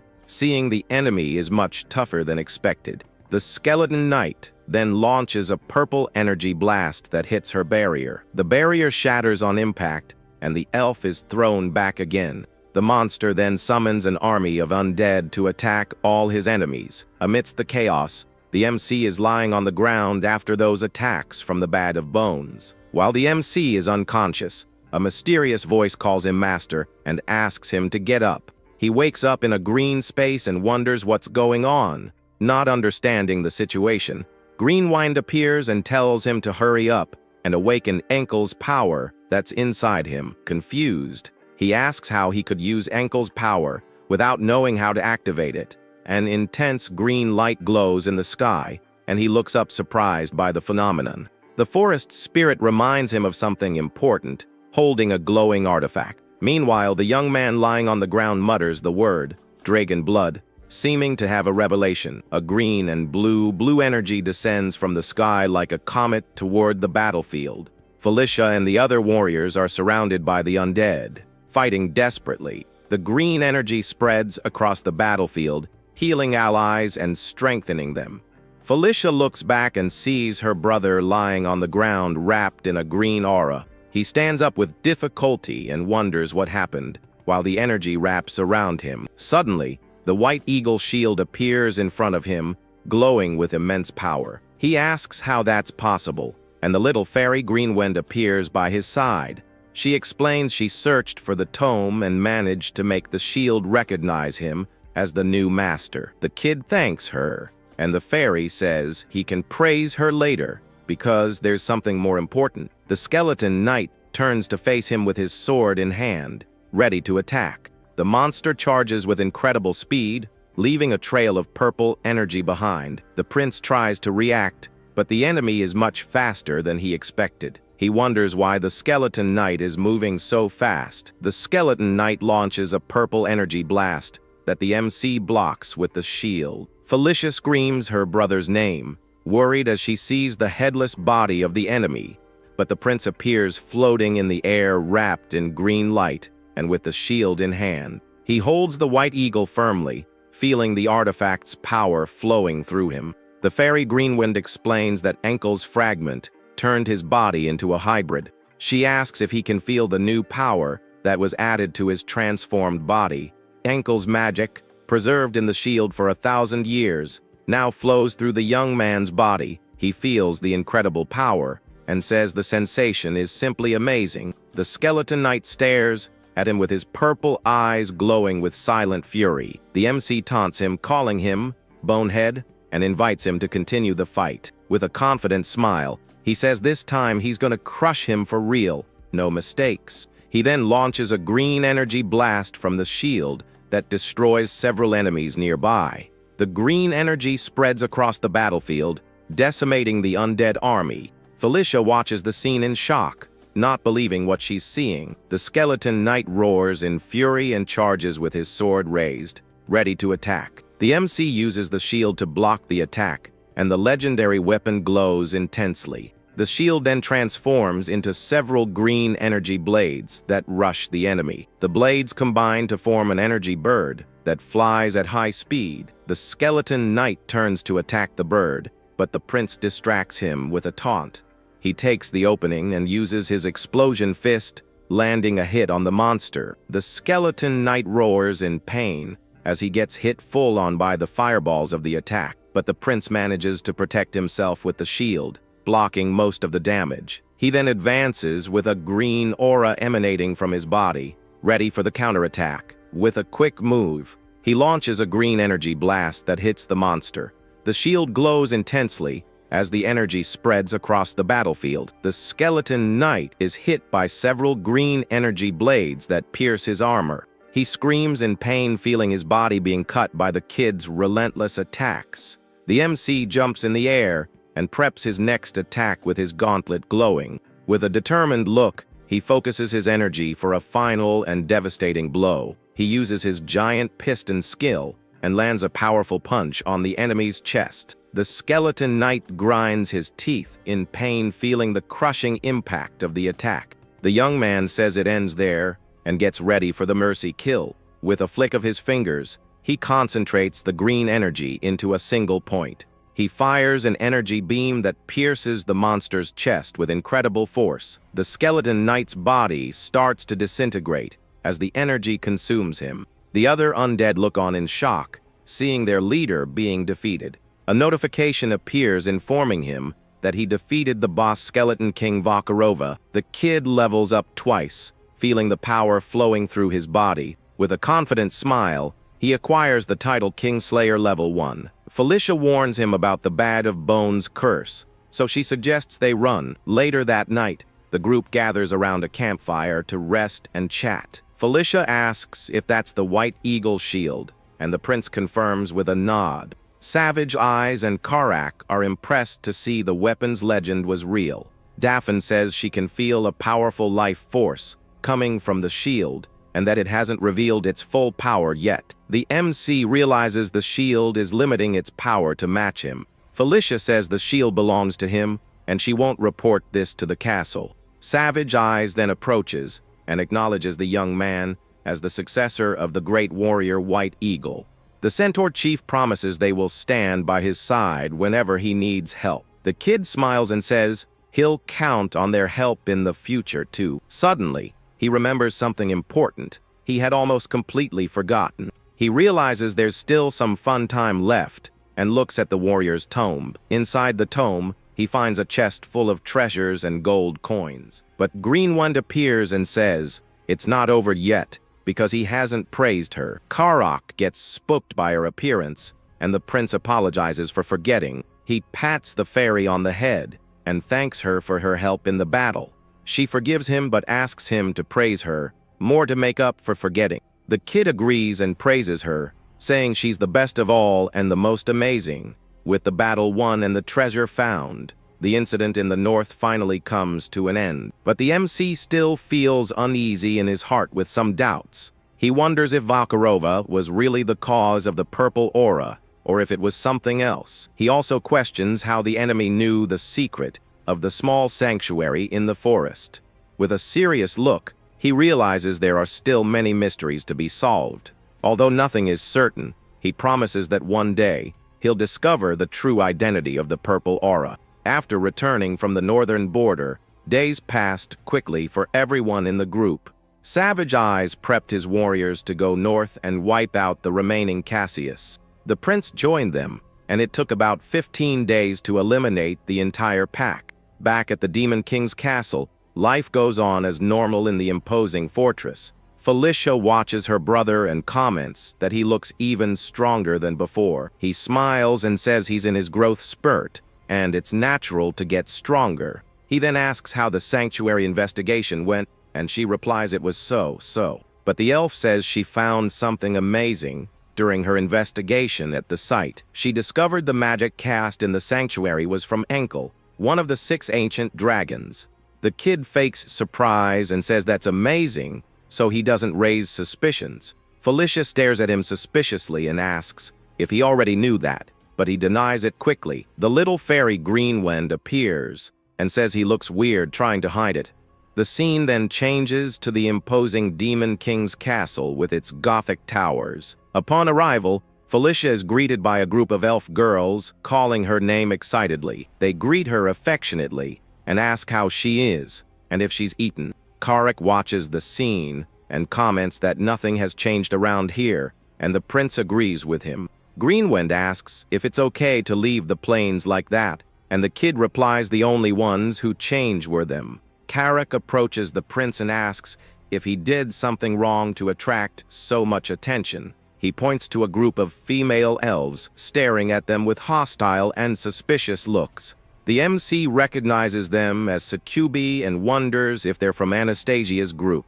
Anastasia Necrian, the fourth princess, is the leader of one of the three main factions in the castle. Her faction was the biggest, and even Felicia and her twin brother Sylvan belonged to it.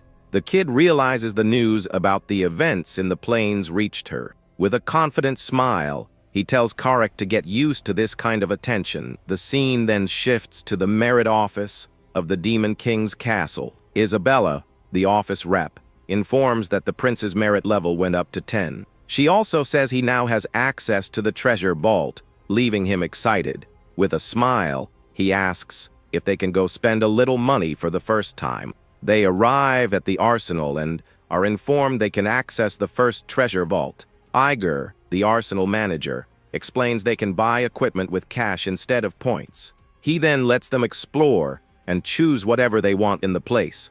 The MC tells Karek to grab what he needs, and the orc asks if he's serious. The young man says yes, and the orc runs off excited to look for new gear. He grabs a chest armor and comments that it's good and has resistance to elemental attacks. Plus, the armor is light and doesn't get in the way of his beast god fist art. He decides that will be the armor he'll wear under his normal clothes. Next, they go to a blacksmith named Cater to order some new graves. The MC explains he needs special graves since his martial art uses a lot of foot techniques. The blacksmith says the structure is simple and should be ready in 2 days. He suggests making the graves with leather and dragon scales, leaving the kid shocked. The young man asks if he's kidding, since those materials are extremely rare. But the blacksmith reveals materials arrived today in the prince's name, and he plans to use them. Confused, the MC asks how materials arrived in his name without him knowing. The blacksmith then tells him Lord Ishgard personally ordered the delivery of the materials for him. The kid is surprised to hear the name Ishgard, the greatest swordsman and blacksmith in the kingdom. Ishgard is an elder of the Sura race, and the legendary warrior who taught the Demon King himself. Karek wonders why such a legendary figure would help the prince, and the kid agrees. He finds it weird, because in the game he never got support from the Shura side and wonders why. Suddenly, a man arrives running and panting with urgent news for the 9th prince. Karek questions him for running in a panic, and the man bows to catch his breath. He announces there will be an audience ceremony the next morning, leaving the young man surprised. The messenger explains the ceremony will praise the deeds of 3 individuals in the plains. The MC wonders who the 3rd person would be besides him and his sister Felicia. The messenger then reveals that the 2nd prince, Zephyr Ragnarok, has returned to the castle. The young man is stunned by the news, realizing that the 2nd prince, Zephyr Ragnarok, has returned to the castle. Karek looks at his master, totally clueless, while the boy seems to have entered a deep trance. His eyes glow intensely as he recalls a terrifying past that still haunts him to this day. A dark vision flashes in his mind, showing the menacing figure of the 2nd prince looming over his body. He remembers that Zephyr is the man who will wipe everyone out, and in the end, will be the one to take his life. 2. The sight of the imposing castle under a red sky only amps up the tension our MC is feeling. Back in his chambers, a concerned Karek asks if the prince is okay, as he seems really shaken up. The orc mentions that his master hasn't seemed right since the day before, and the young man just lets out a tired sigh. He clenches his fists, thinking he knew he'd run into him one day, but he never imagined he'd get this worked up. A noble announces that His Highness, the 2nd prince, will enter directly, bypassing the waiting chambers.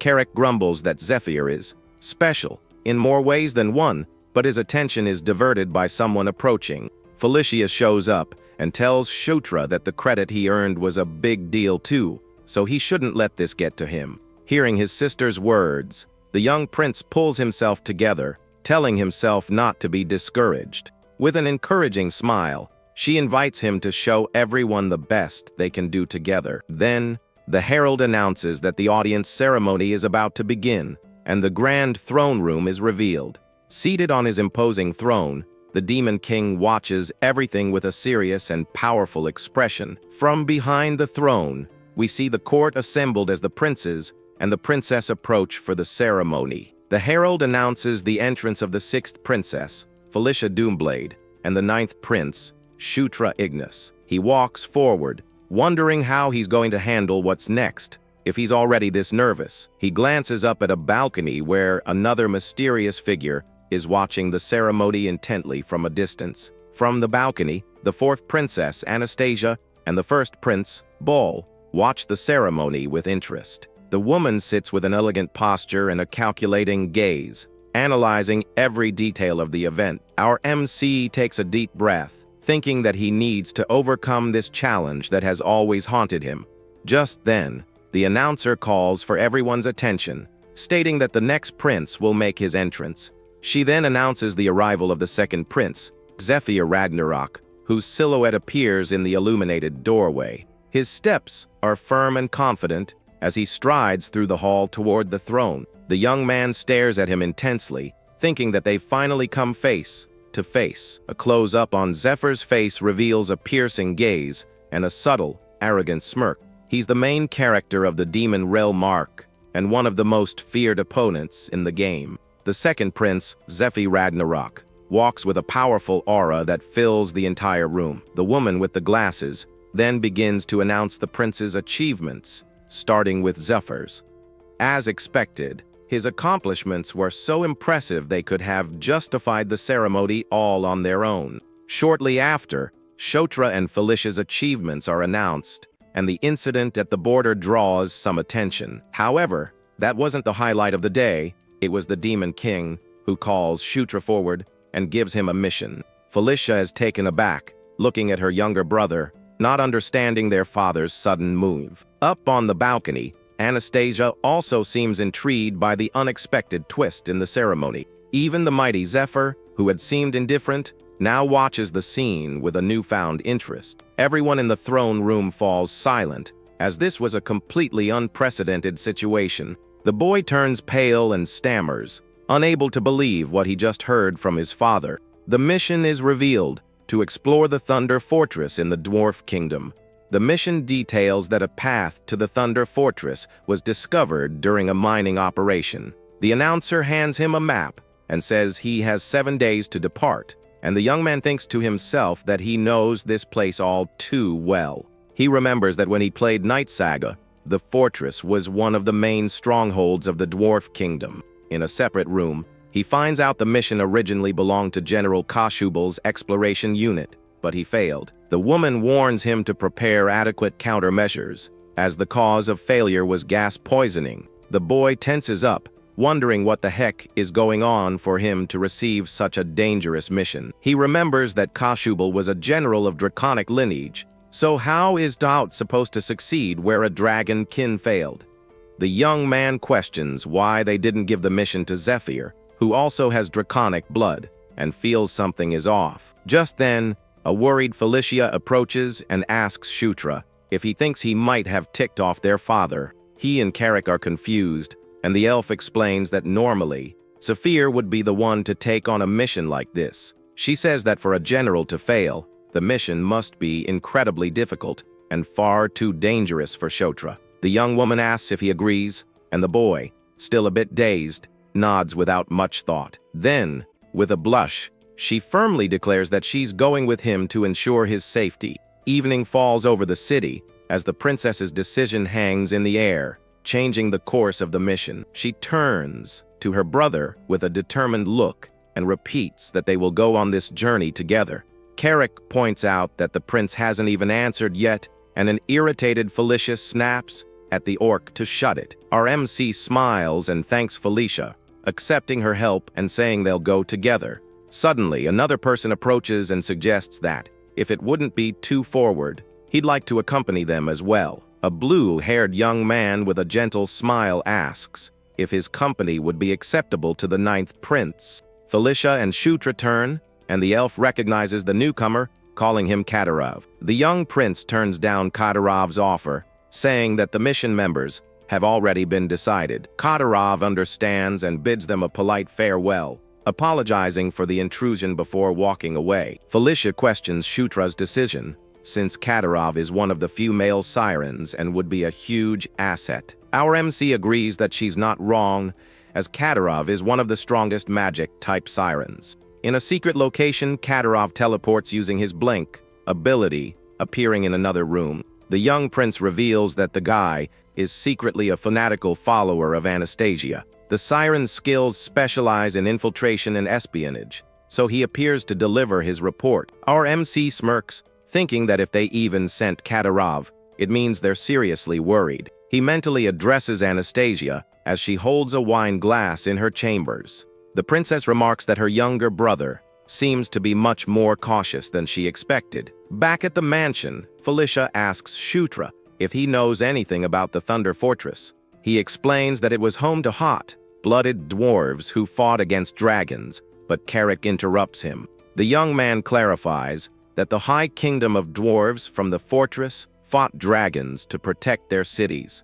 They were so powerful that they managed to take down multiple dragons in epic battles. Carrick asks if the princess can also take on dragons, and she replies that she can, given time and resources. The orc concludes she can't, and Felicia gets ticked off, saying that dragons aren't just your average monsters. She explains that even the High Kingdom of Dwarves was destroyed in the war against the dragons. The elf boasts about her knowledge, saying the fortress is mentioned in all studies of dwarven relics. With a smile, she claims that if they've excavated the place correctly, they're going to hit the jackpot. Our MC agrees, because in Night Saga, the fortress was one of the most lucrative dungeons. But he thinks the most important thing is that the fortress contains something he desperately needs. It's a weapon specialized in exterminating dragons, the Dragon Slayer sword. To fight against Zephyr, who carries the blood of dragons, the young prince needs to get his hands on that sword,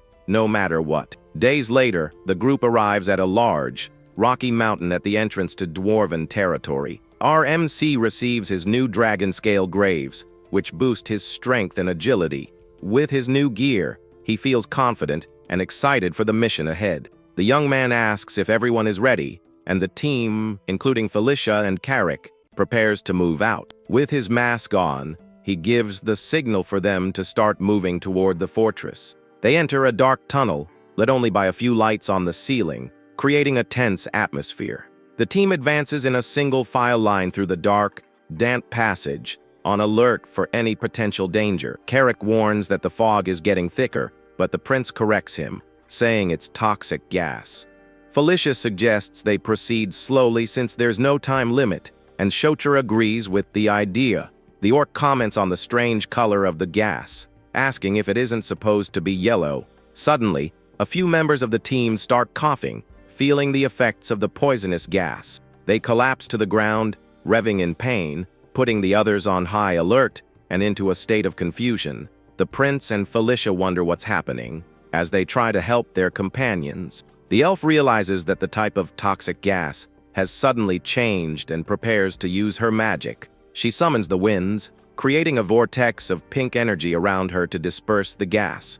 With that, a powerful spell creates a gust of wind that clears the area of the poisonous gas. However, as she looks ahead, Felicia is shocked by what she sees. Before they could recover, a mysterious force slams into them, sending them all flying backward. Our MC falls on top of his sister and weakly calls out her name, before completely losing consciousness. The tunnel ceiling shakes violently as the toxic gas spreads throughout the entire area.